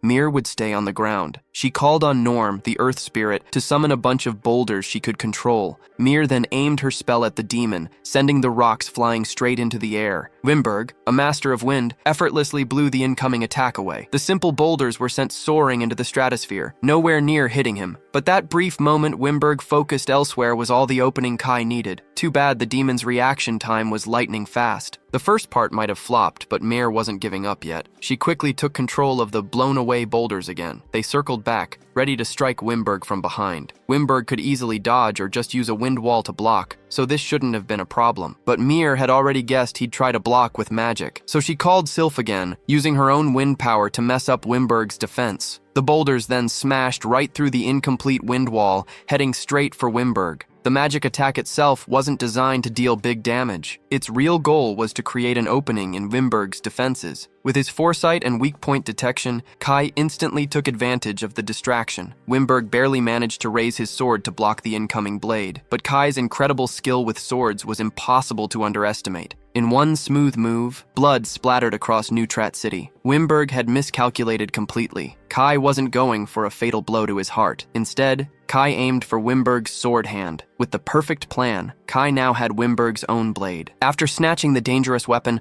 Kai instantly pulled back, out of the demon's reach. Losing his sword stunned Wimberg, making him miss the attack coming from behind. Boulders slammed into him from all sides with massive force, but the powerful Heavenly King just stood there, completely fine, not even a scratch. The two of them might have broken his guard, but Wimberg was just too tough to take down. Mir was shocked. She thought their amazing combo attack would finally get her revenge. Kai, though, stayed totally focused on taking down his enemy fast. He remembered Mir's whispered advice: wind demonic arts are weak against earth. She could also mess with Wimberg's wind powers using her own. To beat a demon like Wimberg, they needed a solid plan they could actually pull off. But Kai tweaked the plan. Now, it was all about creating openings for him to strike, which he knew would work better. At least they had Wimberg's weapon. Mir was still confused, though. Wimberg was famous for his top-tier wind magic, so losing a close combat weapon shouldn't really bother him. Wimberg knew this too, and Kai didn't even look like a swordsman to begin with. Wimberg licked his wound and it healed up super fast. He then shot more wind missiles at Kai, forcing the assassin to use the stolen sword to block them. Kai used this moment to get back into range, swinging the glowing blade. To Wimberg's shock and annoyance, he suddenly couldn't keep up with Kai's attacks. Every swing of the blade pushed Wimberg back further and further. Wimberg wasn't just any swordsman, he was amazing. Being pushed around by a human like this was just crazy. Mir saw her chance and unleashed a wind spell, adding to the mayhem. A simple gust of wind hit Wimberg's legs, instantly knocking him off balance. As the demon fell, he watched Kai perfectly follow his path downwards. Wimberg looked into the young man's crimson eyes, seeing his own sword raised high above. Refusing to lose, Wimberg focused all his power into his middle horn. It grew hard, thick, and veiny. Wind power gathered at its tip, forming a deadly wind blade aimed right at Kai. But Wimberg was just a second too slow. With a small adjustment and perfect teamwork, the fight was already over. The heavenly demon's head flew off, landing next to his lifeless body. Kai, meanwhile, landed like a superhero nearby. The moment he touched down, Kai ran out of mana and lost his foresight. Wimberg was still barely alive. Even with his head detached, he never expected to lose like this. Before finally dying, he asked Kai how he could move so weirdly. Kai explained he could copy skills thanks to his copycat ability. He literally copied Wimberg's entire fighting style just by watching him. Kai knew nothing about swords, but he wasn't complaining about the new skill. Wimberg figured Kai must be blessed by the god of creation. This power alone made him humanity's trump card. Kai twisted the knife even more. He told Wimberg he got copycat after killing his disciple, Hector. With his final breath, Wimberg called his disciple an idiot for letting an enemy live and get stronger. Kai sat among the battlefield rubble, thinking about their next move. He now knew just how powerful one of the 4 heavenly kings truly was. There were 3 more demons just as strong, and the Demon King way more powerful. Plus, the king had his own bloodline, like Isabel, working for him. Kai admitted he stood no chance against the final boss right now, and let out a sigh. He looked up and saw Meyer approaching Wimberg's dead body, her face expressionless. She asked Kai if it was done, and he said yes. Kai then asked her, curious, how it felt to finally get her revenge after all these years of planning. Meyer confessed she felt nothing. She'd risked everything for this moment, yet felt no satisfaction. Only a small sense of relief, like a heavy weight lifted. Wimberg was gone, but her parents and the villagers would never return. She felt free from her past. Kai admitted he was glad Meyer was with him. Without her perfectly timed help, he never would have beaten Wimberg. Meyer felt the same way. She'd trained for 10 years for this fight, but couldn't have done it without Kai's power. She was truly thankful for him. Even though it was brutal revenge, he still helped her fulfill her life's goal. For Kai, their paths just happened to cross at the right moment. His help wasn't a big deal to him. Meyer was used to Kai's chill attitude, but she knew sticking with him was the right choice. If she'd stayed with the sage, she couldn't have controlled herself. She would have just rushed in and died for nothing. Her master probably knew that all along. With her mission done, Kai asked Meyer what she would do next. She hadn't really thought that far ahead, feeling a bit lost. Kai suggested she could take her time finding a new goal, since elves live for ages. Meyer corrected him. She was only half elf, so her lifespan wasn't that long. For now, she just wanted to stick with Kai. He asked if she was sure, reminding her his goal was to kill the Demon King. Meyer was totally on board with this plan too. She figured if the Demon King was gone, fewer people would have to go through what she did. Plus, she was ready to stick with Kai no matter what, even if he told her to get lost. This time, Kai didn't push her away. Instead, he just explained their next move. Find as many clues as possible before enemy reinforcements showed up. Meyer practically glowed with happiness, seeing that Kai was okay with her joining. So, the pair snuck out of Neutrat City, having just taken down one of the 4 heavenly demon kings. High above, a spatial rift popped open, and there stood the witch Isabel. With a bored look, the princess watched them disappear into the shadows. Isabel had to admit, Kai and Meyer did way better than she expected. She thought they might be useful if they just escaped, but they actually killed Wimberg. Her usually flat expression finally broke into a smile. With these two, her plans would be much smoother. After the Neutrat City fight, Kai and Meyer made for the wilderness, trying to avoid any demon patrols. They eventually made it back to Albana's home, high up in the tough mountains. The duo filled the sage in on everything. She was just relieved they both returned safely. However, killing a heavenly demon so quickly completely blew her mind. When Meyer started to speak up about it, the sage cut her off. Albana already knew what her student wanted to say. She could sense Meyer's desire to keep following Kai, so she gave her blessing. The sage wished her well, not just as a companion, but maybe even something more. Once that was sorted, Albana asked Kai if he'd heard about the front lines. Curious, he pressed the sage for details. Turns out, Kai's classmates, the hero candidates, got absolutely crushed. Hearing Meidu and the others lost, Kai wondered who they faced. Albana explained reports showed they went up against Stone Gaia, the Demon King Army's top executive and Heavenly King of Earth. Since he shared the same title as Wimberg, he had to be insanely strong too. Kai finally asked the big question. Were there any casualties? Luckily, everyone made it out alive. Still, after such a loss, their morale was at rock bottom. For now, Kai decided to just watch how things played out. With his new goal of killing the Demon King, he figured he could use his classmates to slowly chip away at the army's power. He might even be able to use the whole class to take on the remaining Heavenly Kings. Meyer then asked if the other hero candidates were as strong as Kai. Honestly, Kai wasn't sure. They had raw power, but if they couldn't use it properly, that strength didn't mean a thing. Let's check in on the hero candidates back at Fort Truss. They bunked down for the night, but the fort's medical ward was packed. Soldiers were everywhere, all hurt from the failed attack. Even the strong hero candidates ended up pretty banged up.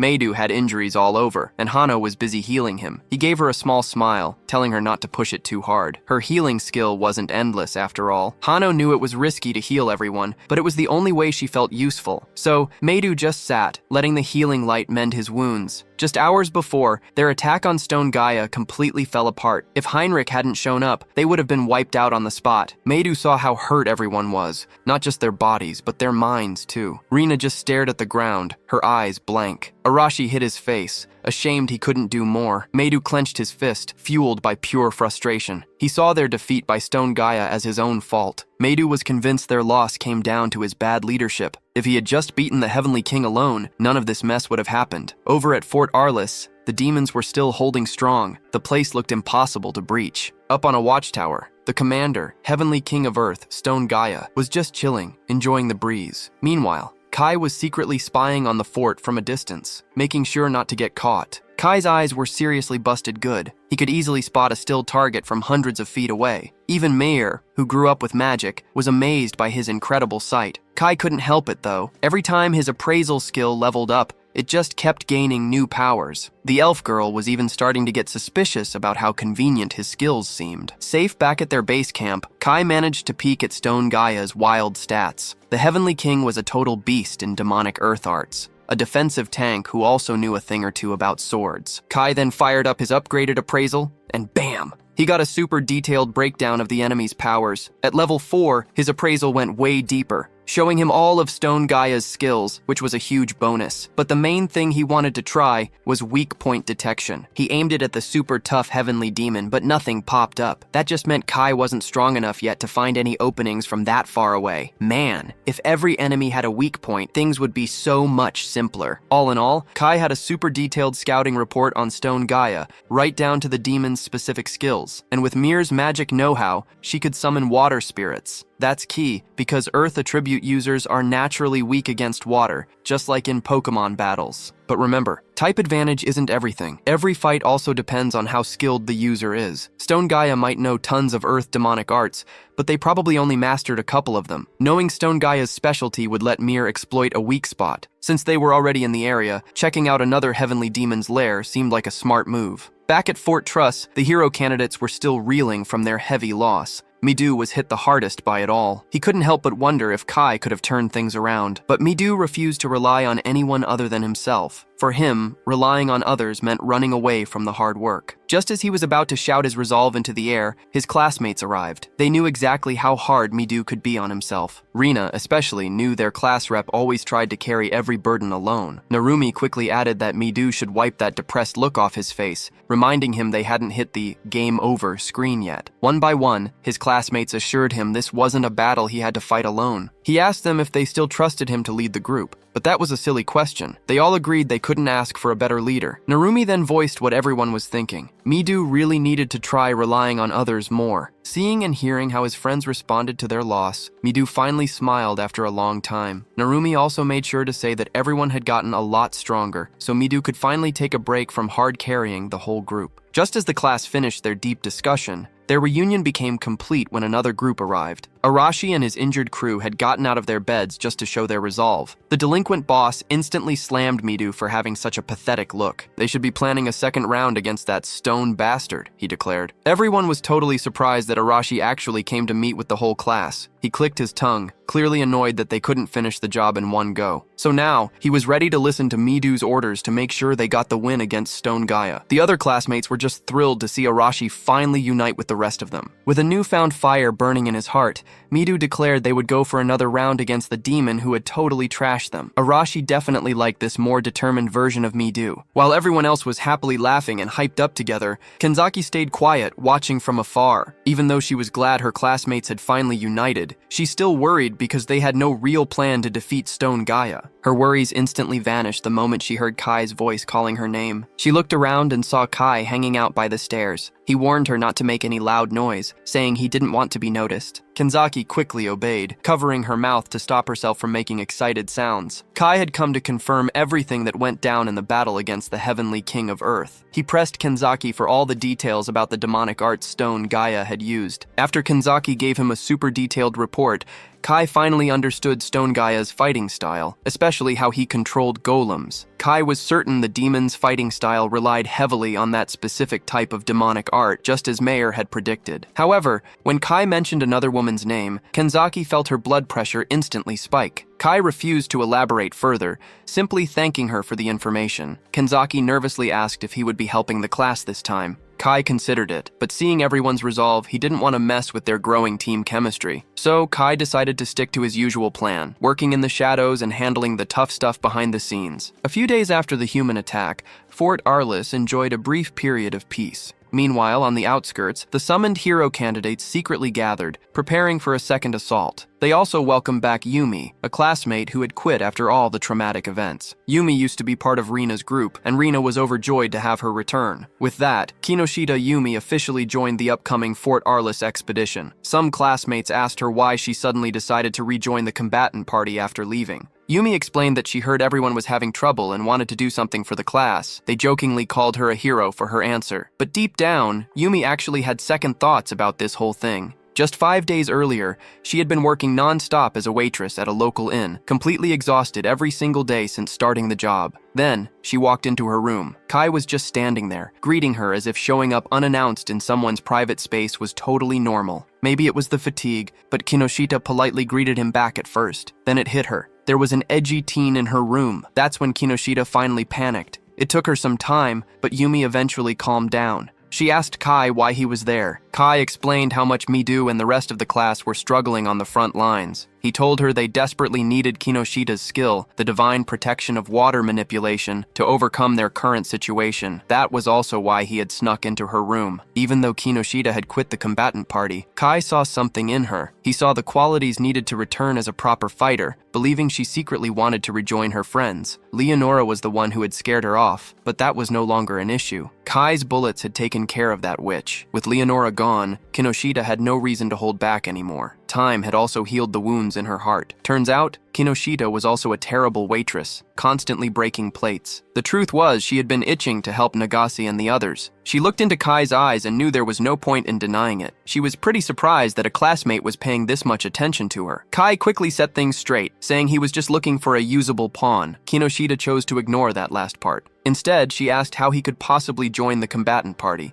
since he was technically a wanted criminal. Kai couldn't officially join the Holy Kingdom's army with his criminal record, but being the group's shadow didn't need a clean slate. Just like that, Kai had another piece ready on his board. Kinoshita was hyped, ready to prove her power could make a difference. Kanzaki, still her usual quiet self, listened in on everything. She'd already heard Kai's full game plan earlier, but Kanzaki felt a bit shaky, wondering if Kinoshita's water power would really be enough to break through the enemy's defenses. Kai wasn't actually fighting, so it was up to the class to come up with their own plan. His only advice? Adapt to whatever happens. Before he left, Kai also sent a message to Midu. He challenged Midu to show him how much everyone had grown while he was away. Back on the edge of Fort Arliss, Midu approached Kanzaki to confirm their game plan one last time. They really couldn't afford to get beaten again. So, the group carefully talked through their ideas, refining their strategy. From a distance, Mir and Kai watched and listened. She wondered if these kids could pull it off, knowing Kai had an even better plan in his head. He was just taking a back seat today because people don't grow if they're always told what to do. With the Demon King as the final goal, his classmates needed to step up big time. They had the power, but they were terrible at using their gifts. For this war, Kai would only give minimal help, throwing out hints now and then. Still, what matters in battle is making your own decisions. Meanwhile, the demon soldiers of Fort Arliss were already set up, manning their defenses. Thousands of human soldiers, flying the flag of the Holy Kingdom, stood at the front gate. Captain Amelia took charge as the commander for this second attack. At her command, the kingdom's soldiers bravely pushed into the demon-held base. The demons on the front lines just laughed,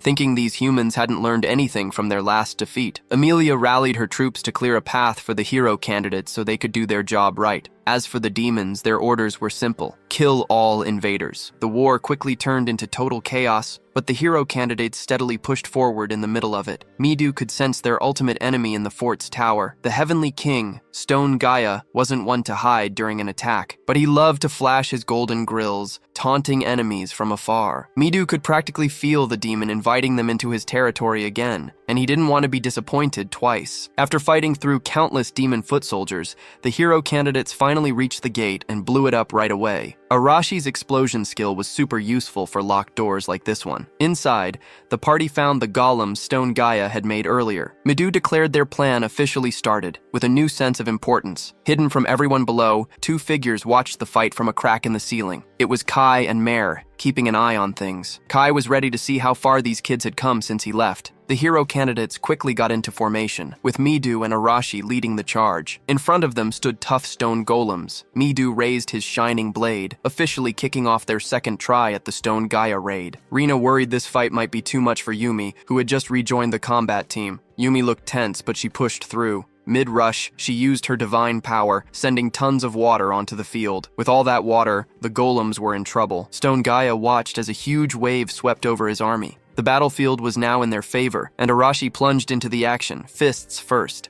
Arashi's punches literally exploded, perfect for those big, unmoving enemies. Midu's sword wasn't ideal, but he made up for it. His raw strength, technique, and talent were undeniable. All the other hero candidates also pulled their weight. They had clearly sharpened their blessings quite a bit. They might look like side characters, but these extras knew how to take down golems. That's all that really mattered in this fight. After that first clash, every single golem was dunked into the shallow pool on the ground. Stone Gaia instantly pumped energy into his army, trying to make them rebuild, but the golem's wet parts made reconstruction impossible. This meant the hero candidate's plan was totally working. Stone Gaia didn't stress about it much, though. He was just annoyed that these humans had brought a water user into the mix. So, he grabbed his weapons and called in his remaining cannon fodder puppets. Up on the ceiling, Mare and Kai were watching closely. Mare was actually the one who came up with this whole plan. Mare had figured out that the rock joints were weak to water damage, making the golems harder to control. Seeing things turn their way, Midu yelled for his classmates to hit even harder. They had the momentum now. Yumi was feeling super confident and launched the next round of attacks first. Yumi summoned a massive wave that washed the remaining golems away. Narumi and the others quickly moved into their effective range. Up close, the golems were huge, towering over them,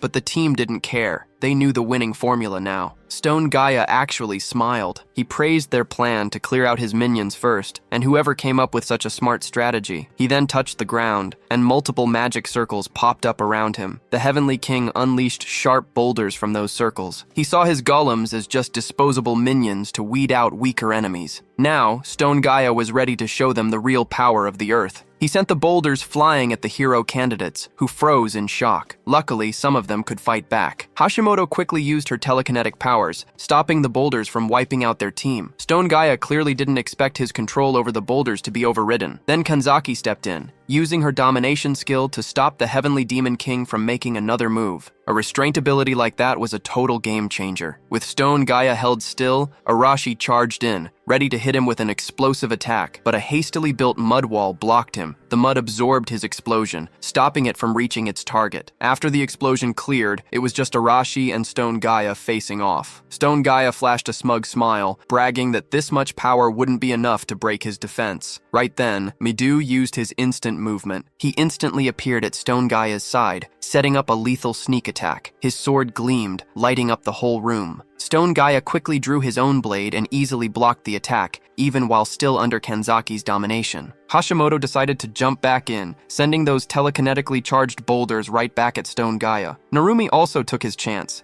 adding his wind manipulation to the attack. He created multiple wind lances, a huge upgrade from the single one he used before. Stone Gaia was now dealing with another explosion threat from the front, a skilled swordsman on his flank, and projectiles flying in from everywhere. Yet he was still super confident he would win. He then summoned a huge stone wall to push back the close-range fighters, making a big gap. Yumi refused to let this opportunity slip away, not when they were so close. So she unleashed another water attack. This water attack packed enough pressure and energy to shatter the stone wall completely. Stone Gaia's impenetrable defense turned into nothing but a wet mess on the ground. It turned out his material loses its hardness when wet. Mine, however, works completely differently. With a clear shot at Stone Gaia, Midu got ready for another round of attacks. Having Arashi by his side made this a sure way to deal maximum damage. The combined force of explosions and blades slammed into Stone Gaia, almost sending him to the Shadow Realm right there. But the old demon was famous for his defense for a reason. Even with coordinated attacks hitting him from every angle, he was sure he could endure. Gaia's defenses were totally breaking down. He had no choice but to go all out. So the Heavenly King decided to dump all his massive defensive power into one huge attack. As Gaia's power made the ground shake, the hero candidates almost fell. But at that exact moment, Kai's sharp eyes spotted a major weak point. He threw a knife straight at the demon's forehead,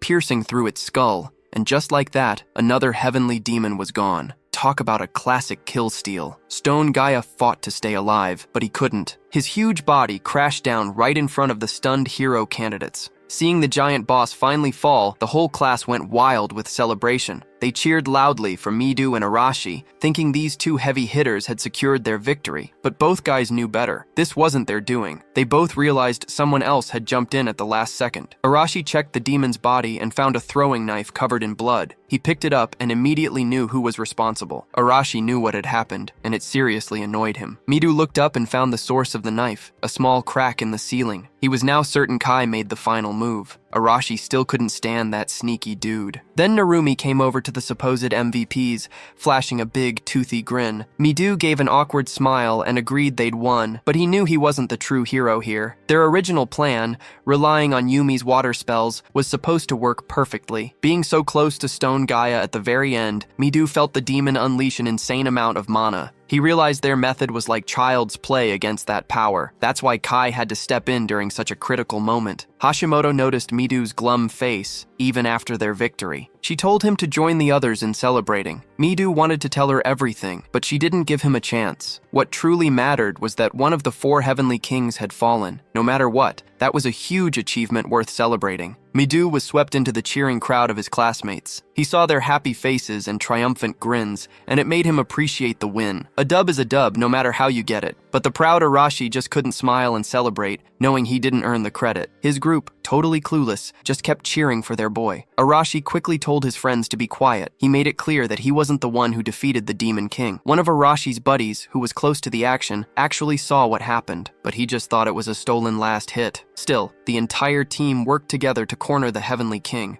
Midu grabbed Stone Gaia's head and climbed to the watchtower. He held it up for everyone, shouting that they had taken down the Heavenly King of Earth. He then commanded the demons to surrender in the name of their fallen commander's blood. The demons were instantly shocked, dropping their weapons the moment they saw their master's severed head. Captain Amelia seized the chance, letting out a victorious cry. This boosted the morale of every human fighter on the field. Heinrich looked pretty beat up, but he was just happy the hero candidates pulled off the win. Soon after, humans quickly took back control of Fort Arliss, a super important spot. Meanwhile, Kai and Mir were still doing their sneaky thing. Mir wondered how the humans won since both armies seemed to have about the same number of fighters. Kai explained that the Demon King's army relies heavily on its charismatic leaders. When a leader falls, their organized resistance just collapses. He pointed out this was exactly what happened when they defeated Vimberg before. After Wimberg fell, not a single demon even chased them. Kai saw this dependence as a big weakness for the Demon King's forces. Mir then asked if Kai should have even landed the final blow, since his whole plan was to train and support his classmates from the sidelines. Honestly, Kai didn't have a choice. Stone Gaia's transformation unleashed an insane killing intent. If Kai hadn't stepped in,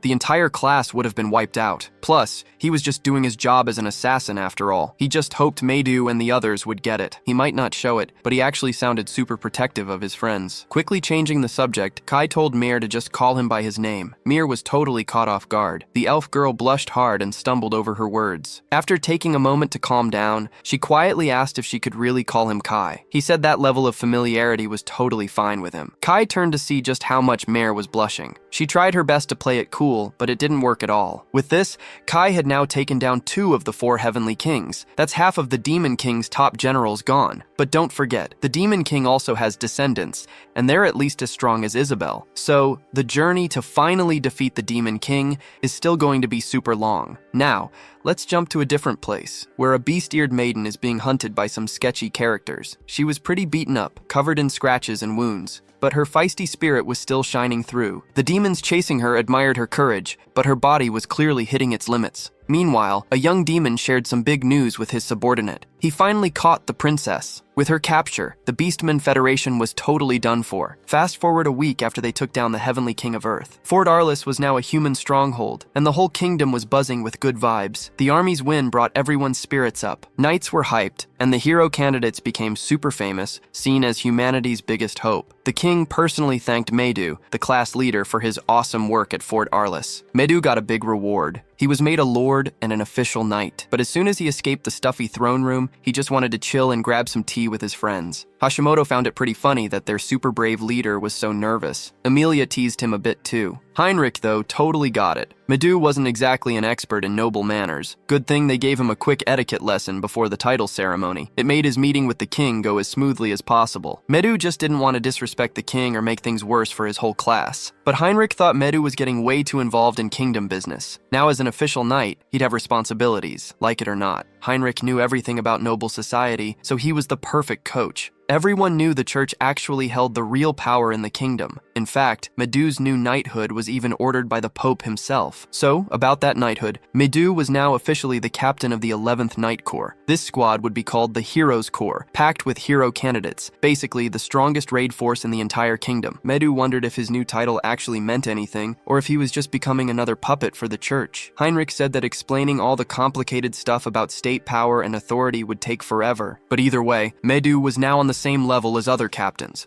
and that came with some serious duties. Out on the edge of the fort, Meyer and Kai linked up with Kenzaki for an update on the local gangs. Kenzaki added that Medu was actually the one who pushed for a position of authority. Meyer just figured it was a well-earned promotion, nothing more. But really, the kingdom just wanted to turn Medu into a symbol for everyone. This also showed people that the kingdom totally controlled the hero candidates. Bottom line, this wasn't good news at all. Luckily, Kai stayed super focused on his main goal, getting back home. He couldn't shake the feeling that the kingdom and Leonora were actually pretty similar. Both saw hero candidates as just disposable pawns. Before they split, Kenzaki finally managed to ask who the elf girl was. Kai casually introduced Meyer. Kenzaki took one look and instantly felt her best girl title was in serious danger. Meyer quickly cleared things up, saying she and Kai were just travel buddies. But when someone asked Kenzaki the same thing, she totally fumbled her words. She tried to say she was Kai's friend, but Kai, ever so blunt, immediately shut that down. He said friend wasn't right, collaborator fit much better. Kenzaki actually liked that title a bit more. Back in their old world, they hadn't even really talked. Anyway,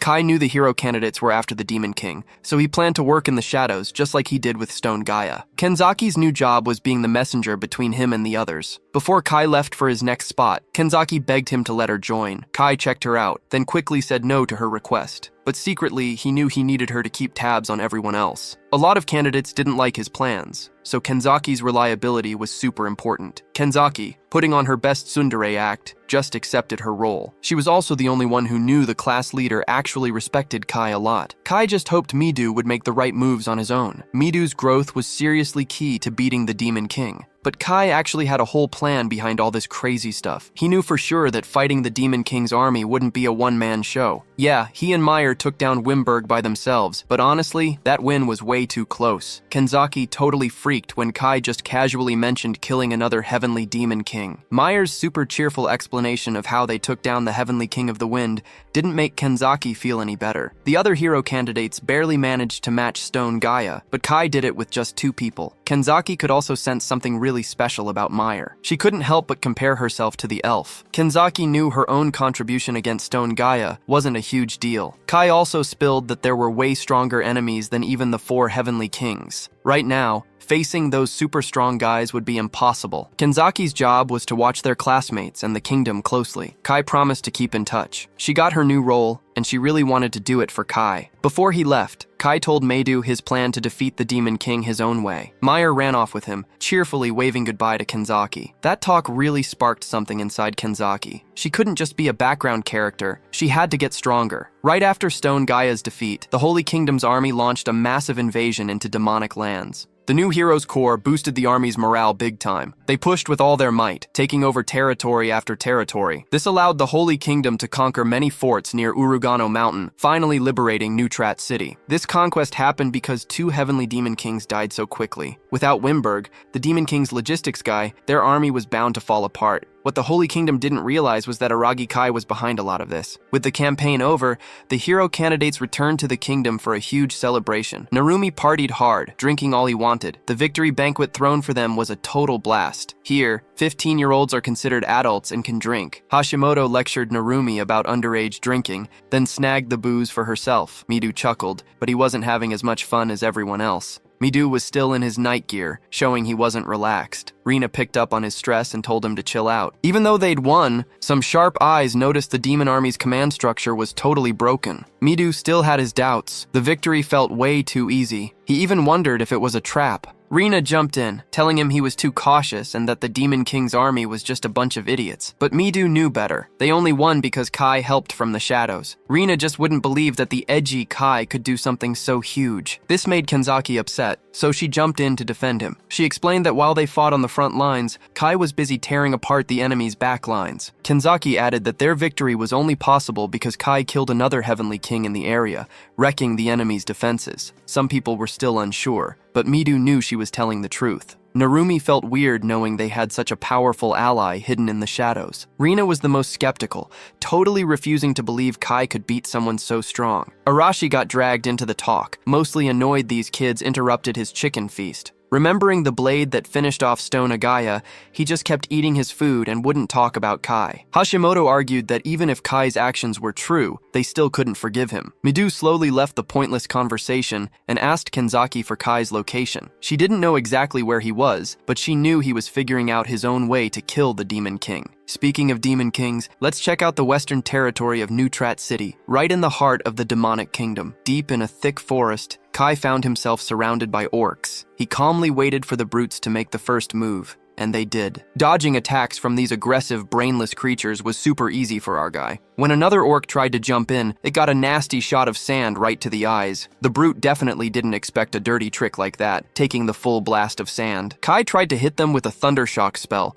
hoping to do some damage, but he just wasn't skilled enough yet to make it fully work. The spell fizzled, leaving him wide open for a huge club swing aimed right at his head. Things could have gone really bad if someone else hadn't stepped in. Suddenly, a wave of fire wiped out the whole orc group in an instant. Even so, Kai scolded Mare for overdoing it. She shot back, saying she wouldn't have helped if his thundershock hadn't failed. Kai couldn't believe magic was so tough, especially after how much his mana control had improved. Turns out Kai's natural element was thunder, which is super rare. It's fast and strong, but also incredibly hard to control because it's so wild. Honestly, him being able to even form these spells was statistically impossible. If he just had one of those elemental divine protections, he'd be unstoppable by now. Still, he needed to keep practicing how to use thunder in his fights. Maybe he messed up the spell earlier because the orc in front of him distracted him. When you cast magic, you need a super clear picture of the power you're using. That's also why magic usually isn't for close combat. It's too hard to focus. But Kai? He was different. He needed to figure out how to use magic even when he was up close, with daggers and in melee range. Kai knew he'd need totally new and wild powers to beat the Demon King.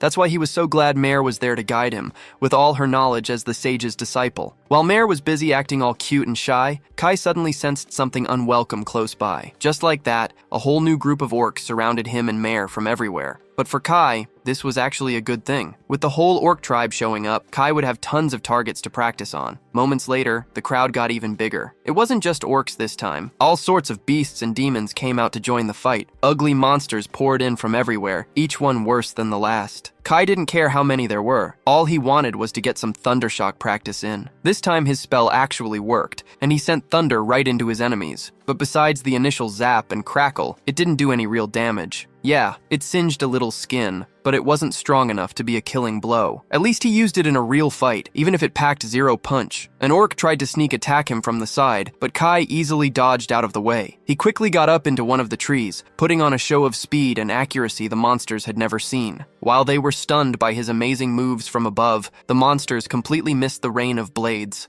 Each blade found a vital spot, taking down the orcs in a single, messy hit. Kai's daggers were his go-to weapon. They were mana-infused, and he threw them with incredible aim and force. Magic? That still needed some serious work. As he was deep in thought, a huge white ape tried to ambush him from above. Big mistake. Soon, its blood was splattering everywhere. That ape was an easy kill, just a quick decapitation. Kai held onto a tree branch, still thinking. He noticed more trouble. Flying monsters were now joining the fight. To deal with them, he dropped back to the ground. He waited for his moment. Then, with sharp focus and deadly strikes, he took down all the flying monsters. After that, Kai jumped back into the trees, using them to create some distance from the beasts. But then, one smart monster used its brute strength to knock down a tree. The sheer number of enemies was insane. It was tough to keep track of everything. Even so, Kai stayed totally calm. Deep in the monster crowd, one creature really stood out. It was a boss monster. Finally, Kai had a perfect test subject to try out some new moves. Kai gripped his twin daggers, his amazing eyes already mapping out his next steps. Nearby, Mir was just blasting away, non-stop. She kept throwing destruction spells at the endless waves of monsters. With her power, she seemed fine, as long as her mana held up. Mir really wanted to break free from this trap. They would just get worn out if they stayed. Luckily, Kai totally agreed with her. They started to retreat, but not before Kai left his mark, painting the ground red with monster blood. The duo ran, going as fast and steady as possible. Not only were there tons of monsters, but their levels were also super high. This is what happens when you dive deep into demon territory. Demons can control low-level monsters, so this land is perfect for them and them alone. The pair kept running until they hit a dead end, a cliff. From that cliff, they saw the demonic kingdom spread out under the night sky. It was a wild, unsettling view, with strange colored monsters everywhere. About a week after that scout mission, things really kicked off back in their kingdom. Using their previous success, they launched another campaign to grab even more demonic land. They were feeling pretty good after their last win, but this time, they were in for a huge shock. As they moved through the woods, their biggest problem wasn't demons, it was monsters. The monsters here were on a whole different level, both in number and strength. They'd never seen anything like it. While the hero candidates and knights were getting stronger fast and could handle themselves,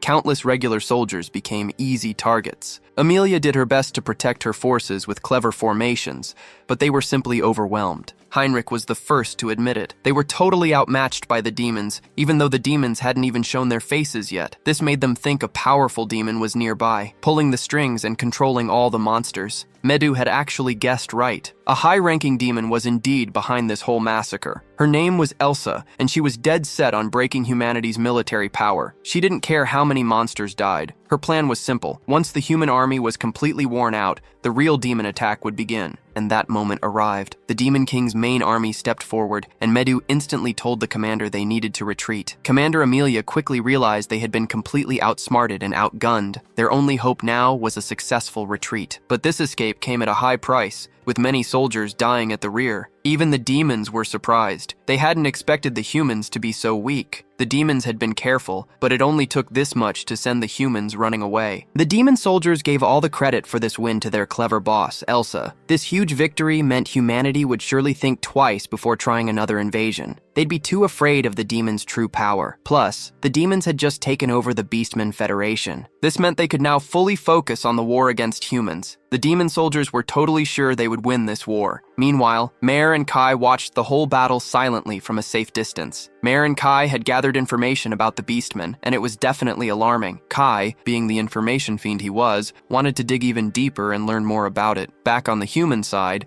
the Holy Kingdom's army sadly pulled back to the closest human settlement. Medics there worked non-stop to treat all the injured soldiers. Meanwhile, the army leaders gathered to figure out what went wrong. They had successfully taken back all the human lands at the border, but the second they tried to enter demon territory, they were utterly crushed. Given how bad things were, they were desperate for any good ideas. The biggest problem was how to fight against the endless waves of monsters in the area. If they couldn't find a way to stop them, trying to push into enemy territory was just a dream. They were shocked that demons were using such advanced skills and tactics. Before this, the Demon King's army had fought without any real strategies. But now, it looked like they were taking humanity seriously. Medu believed they were up against a smart enemy, a high-ranking demon who was creating and leading all these monster attacks. Scouting reports suggested they could probably get by if they just went through the forest of monsters. But that was much harder than it sounded. The forest was huge, and there were only a few paths through it. Moving an entire army through there seemed almost impossible. A few knights suggested they should regroup for now and plan their next move. Even though they had successfully freed many territories, their recent expedition caused too many losses. They knew they only had themselves to blame for pushing too far after taking back the lost lands. Before, high morale was their only real advantage, but now that was completely gone. Hashimoto then spoke up, reminding everyone that their main target was still the Demon King. But if taking down the Demon King was easy, they wouldn't be in this mess. When asked for ideas, Hashimoto suggested making their army even bigger. The problem? That would just slow them down and lead to even more losses. Gathering more soldiers wouldn't help. It would just mean more people getting hurt. So, Midu had a different idea. Instead of more numbers, they should train special elite forces. Emilia quickly agreed. After all, the current expedition already had the very best fighters. Training these elites would boost their survival chances big time. It would take a while, sure, but it was the most realistic path forward. The knights were all for it, but Midu felt a weird sense of unease about this plan. The thing was, the kingdom's goals and the hero candidate's goals were totally different. Midu and his crew just wanted to defeat the Demon King and go home. But the Holy Kingdom was more focused on fixing its own issues. That's why the top knights were okay with just keeping things as they were, scared to stir things up. Heinrich noticed Midu's worry and told him to speak up. From their talk, it sounded like taking down the Demon King would take years,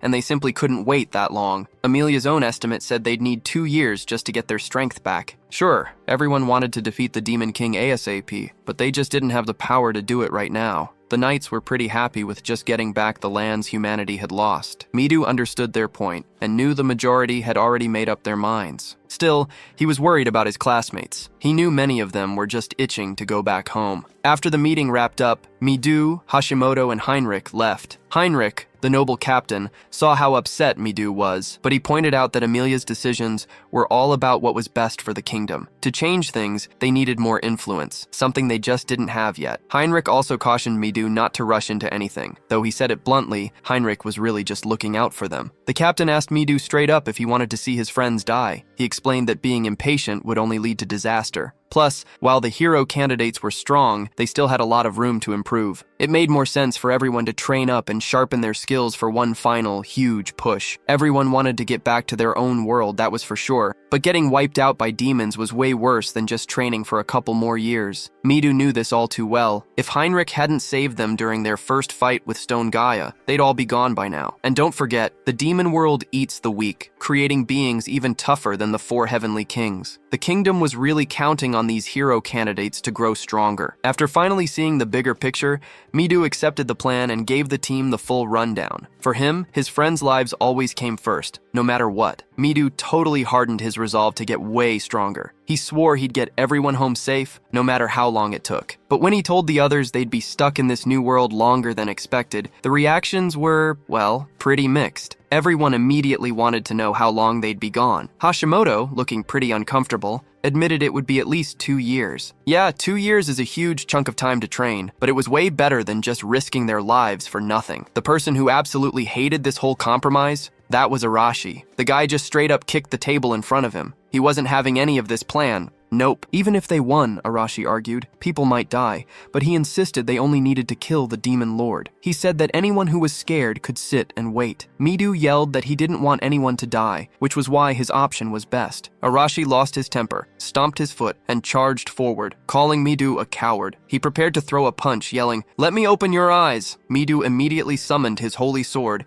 and used shield mode, creating a defensive barrier. The punch was blocked, but still created a large explosion and caused significant damage. Smoke and dust filled the air. A voice echoed from the dust cloud. "You think you can beat me with just that?" Midu continued, arguing they had to defeat the demon lord together, as they already had trouble with just one heavenly king. He felt it was best to train and improve their skills. Arashi, still holding up his fist, challenged, "You think you've won?" Chains appeared, restraining both of them, accompanied by Jin's voice telling them not to move. Both looked over in surprise. Jin yelled at them to calm down, asking if they were trying to destroy the castle. Midu withdrew his hand. "My bad, Kanzaki." Arashi strained and broke the chains, calling them annoying. Jin muttered about the energy he expended creating that dominion spell. Arashi insisted they should develop their strength through battles, as trials make them grow faster. He asked Midu if he understood. Mireille stepped forward, agreeing with Midu. Rina also spoke up, asking if it wouldn't be better to be safe than to be wiped out. Heike said the world wasn't so bad, and Satoshi didn't want to be killed because of impatience. Carrie raised her hand slightly, agreeing with Arashi. Rina asked why. Carrie replied that she understood Midu's point, but wanted to go home as soon as possible.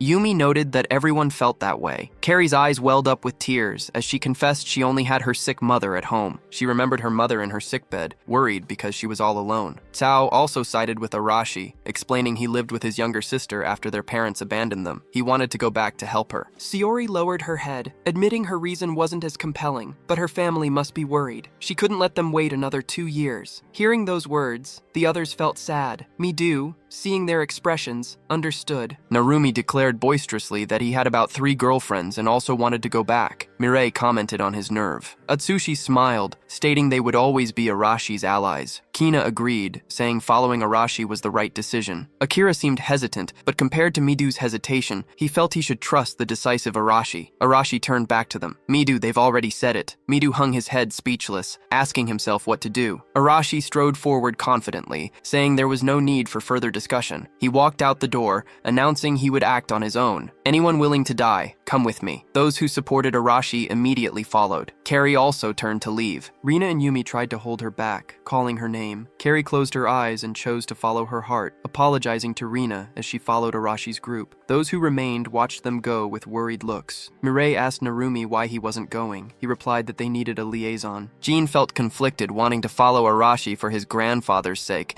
but remembering guidance from Shinju to stay. Outside, Kai and Mireille returned and stood before everyone. A voice shouted, "What do you want, you bastard?" The crowd preparing to leave became agitated upon seeing Kai. "Shinju, how dare you come here?" Akira snapped at them to not cause a scene. Kai glanced over. Arashi cautioned him, looking down and saying, "We don't have time for you. If you don't have a good reason for showing up, you'll pay the price." Kai spoke seriously. "You're right. I think I should be honest. I want to borrow your strength." Arashi was surprised and asked. Before Kai appeared, he and Mireille were outside listening. She turned and asked, "Your classmates are arguing. Are they really okay?" Kai replied, "I don't know, however. Their thoughts sound reasonable. Like Midas said, they can't do this alone. On the other hand, the Holy Kingdom's approach is too passive. What Arashi said about waiting 2 years is also true, but it's definitely more dangerous." Mireille, Mayor, asked Kai, "If it were you, what would you do?" He raised his hand. "There are 3 ways to break this current situation. First, change the mindset of the leaders of the Holy Kingdom. We have to force them to change. As long as I can return to my world, nothing else matters. But I don't think Midu will agree with this plan." Mireille asked, "What's the second option?" Kai answered, "We'll do what Arashi said, use guerrilla tactics. Based on the information we've gathered and according to what Isabel said, the Demon Kingdom isn't united. If we sabotage their rear, we can incite a civil war. Although I don't think Arashi can do that." Mireille, having seen his hot-headed personality,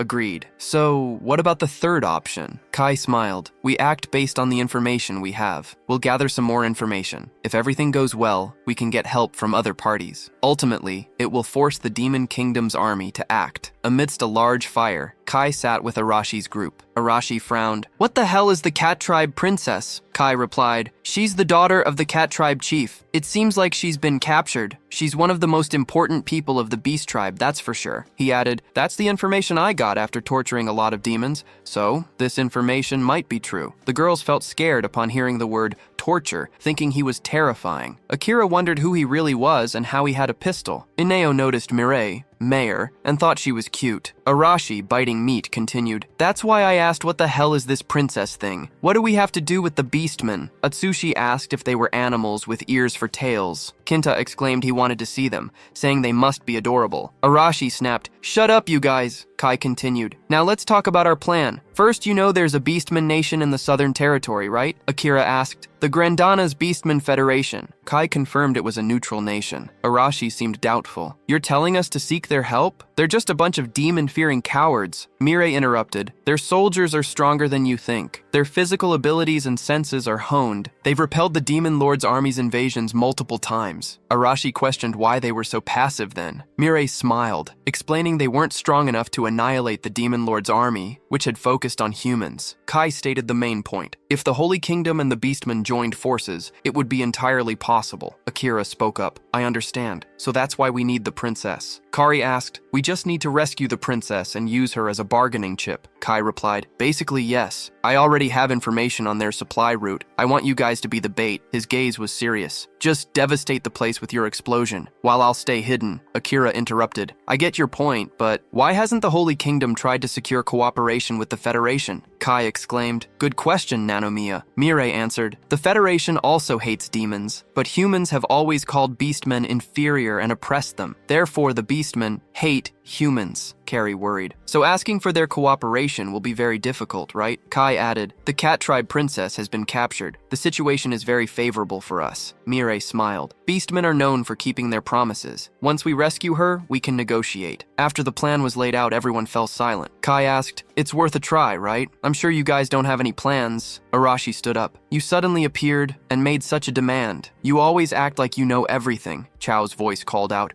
reminding Arashi his decision would affect everyone's lives. Arashi struggled, gritting his teeth, upset with Kai. Everyone waited. Finally, he made his decision. Fine, we'll do it your way. Morning came, and Kai and Arashi's group began to move. Carrie spoke up. We've been heading south this whole time. Is that really okay? Kai replied, yes. The Grandana's Federation is located in the southern region. As for the demons, they're transporting the prisoners north. Our destination is the road through the forest south of the Demon Kingdom's territory. We'll know exactly where they're going. Akira added, Eso. To be precise, we're infiltrating the Demon Kingdom. Is there a chance we'll be discovered? Kai reassured everyone. Don't worry, I've gathered information on the routes. Although the path might be rough, and there are a lot of monsters. Akira wondered if their carriage could get through. Kai added, there's also something important. If we encounter danger, we can rely on Sorero's abilities, right? Tomoko replied excitedly. Of course. Her divine protection was multi-dimensional space. She turned to Kai. It's been a while, but you still remember my divine protection? He replied, because your ability is very special. Tomoko seemed pleased. Kai turned to Shinju, which seems to be Kai's alias. Have you been infiltrating the Demon Kingdom since the incident? He replied, not exactly. I've been searching for clues so we can go home. Shiori immediately asked, so what are the results? Kai's answer was, we only have one option to defeat the Demon Lord, so I've gathered all the necessary information. Akira wondered, so the result is that the Beast Tribe princess has been kidnapped? That's so like Shinju. Arashi Arise seemed impatient. By the way, is it okay for us to be walking this slowly? Shouldn't we be planning a raid? Kai agreed. You're right, we need to speed up. Let's have Sorero store the luggage and the carriage. That evening, the group switched to traveling on foot. Arashi noticed immediately and shouted, monsters! Everyone get ready! They were surrounded by ferocious night wolves. Behind Shiori, a wolf lunged. Kai immediately stepped forward to protect her. The wolf bit Kai's arm but only broke its teeth. Kai smirked. Sorry, but your attack can't get through my steel. He then punched it hard. Akari reminded everyone, we're surrounded. Support members gather in the center. Vanguard pushed them back. She used a support command to buff her teammates. Those with combat abilities stepped forward. Empowered, they quickly took down the wolves. Kari, with her control abilities, launched vines and shouted, stop! The bound wolf stumbled. Ineo rushed forward and dealt a finishing blow. Meanwhile, another wolf leaped towards Arashi. Erasure. He calmly reached out and grabbed its neck. Trash. You're nothing in front of me. He blasted it with an explosion. The wolf was charred black. Arashi tossed it aside and asked if anyone was hurt. Kai observed and thought, everyone's doing great. I don't need to worry. It's good that Erasure is realizing his leadership potential. He then reminded everyone, if anyone gets hurt, have Hano heal you. Kai sensed something approaching. Mayu, he called out. A sharp-fanged wolf remains. It appeared behind Arashi, startling him. There's still one left, Mayu shouted. Fire salamander! A large flame swept past, incinerating the wolf. Atsushi marveled at the firepower. Kina exclaimed, look, it's completely roasted. Isn't she much stronger than Naga? Arashi clicked his tongue. Really unnecessary, Shinju's girlfriend. Hearing this, Mayu blushed and pointed fiercely at Kai. Who's his girlfriend? He remained calm. Be a little grateful. She just saved you. Arashi gave him a dubious look. Mayu stared intently at Kai. Waiting, he walked away. I don't care about such trivial things, she retorted. This isn't trivial. Atsushi sounded envious. Kenta admired. I also want to find a beautiful girlfriend here. After the battle, the girls approached Mayu. Carrie waved.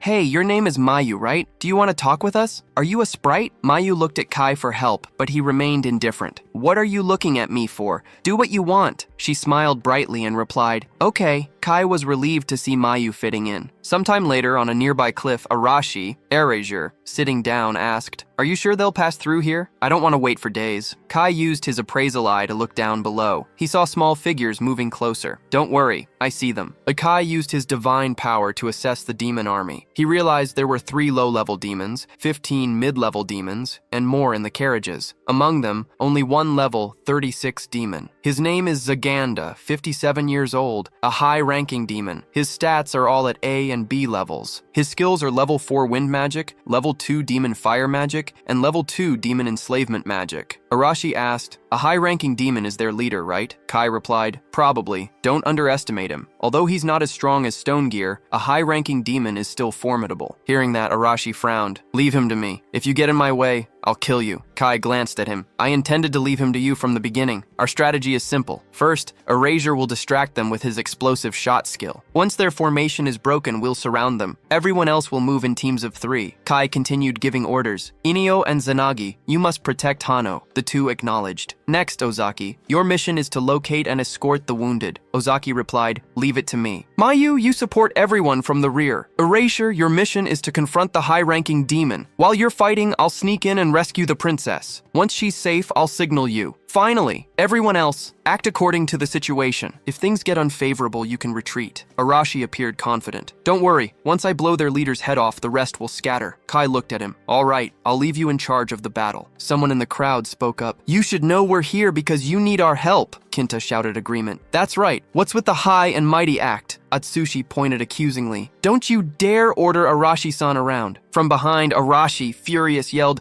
"Shut up, you idiots!" and knocked their heads. He stepped forward. "Hurry up and get ready. We'll follow his plan." On the demon army's side, Zaganda was observing. A demon complained, "I'm tired, boss." "Ever since we left the two people's territory," Zaganda yelled. "We're almost there. Don't get careless." Then he thought, "I anticipated this. It really is tiring." Zaganda closed his eyes. "Sitting on the horse this whole time has made my back ache, but I can't let the soldiers see me like this." An idea popped into his head. "That's right. I should go check on the prisoner girl." He turned to the soldiers. "I'm going to see what that girl is doing. Guard carefully." The soldiers thought, "The old man wants to sneak off and rest." A beast woman was tied up, the princess, Sina. Zaganda entered and sat by the door, fatigued. "Finally, we're here." He rubbed his chin and looked at Sina. "Princess, what do you think? We're almost at the city where you'll be imprisoned. Your Federation soldiers can't reach this far." Sina complained. "This carriage is ridiculously bumpy." He stopped, surprised, then cleared his throat. "But don't worry. If the Federation obeys our orders, you'll be released." Sina shook her head. "That it's useless. Once you've captured me, the Federation won't bow down." He smirked. "That it seems you still don't understand your position." She remained defiant. "If you think kidnapping me will persuade them, you're an idiot." Zaganda's eyes flashed. "Watch your mouth, you bitch!" He grabbed the front of her shirt and ripped it open, stunning Sina. He stuck out his long, perverse tongue. "Let me have a taste of you," he said, "that I'll show you where you stand." The princess's gaze remained unchanged. Zaganda reached out. Suddenly, a large explosion erupted outside. Startled, he paused and pulled back the curtain. "What's happening?" A demon soldier reported. "We're under attack. It's humans." Zaganda was worried. "Humans?" More explosions rocked the carriage. He jumped onto his horse. "Counterattack! Don't be afraid!" Both sides clashed. Atsushi and Kinta attacked relentlessly. Kai and the others supported each other. Zaganda looked at the battlefield anxiously. "Am I losing?" Arashi, Erasure, rolled his shoulders and stepped in front of him. "You're a high-ranking demon, right?" Zaganda summoned his weapon. "Who the hell are you?" Arashi clenched his fists, grinning. "I don't need to tell trash like you my name. I'll tell you if you put on a little show for me." The insult enraged Zaganda. He roared and attacked. "Shut up! The likes of you are nothing to me." He launched a powerful attack. Arashi jumped up, throwing a punch. Zaganda used his spear to block it. "You think you can beat me? With this kind of firepower?" Arashi's face showed worry. Zaganda thrust his spear, forcing Arashi to jump back. He kept a safe distance. Arashi grimaced, thinking, "He's strong, but still not as strong as that other guy. I just need to add a little more energy. My blast takes a lot of energy.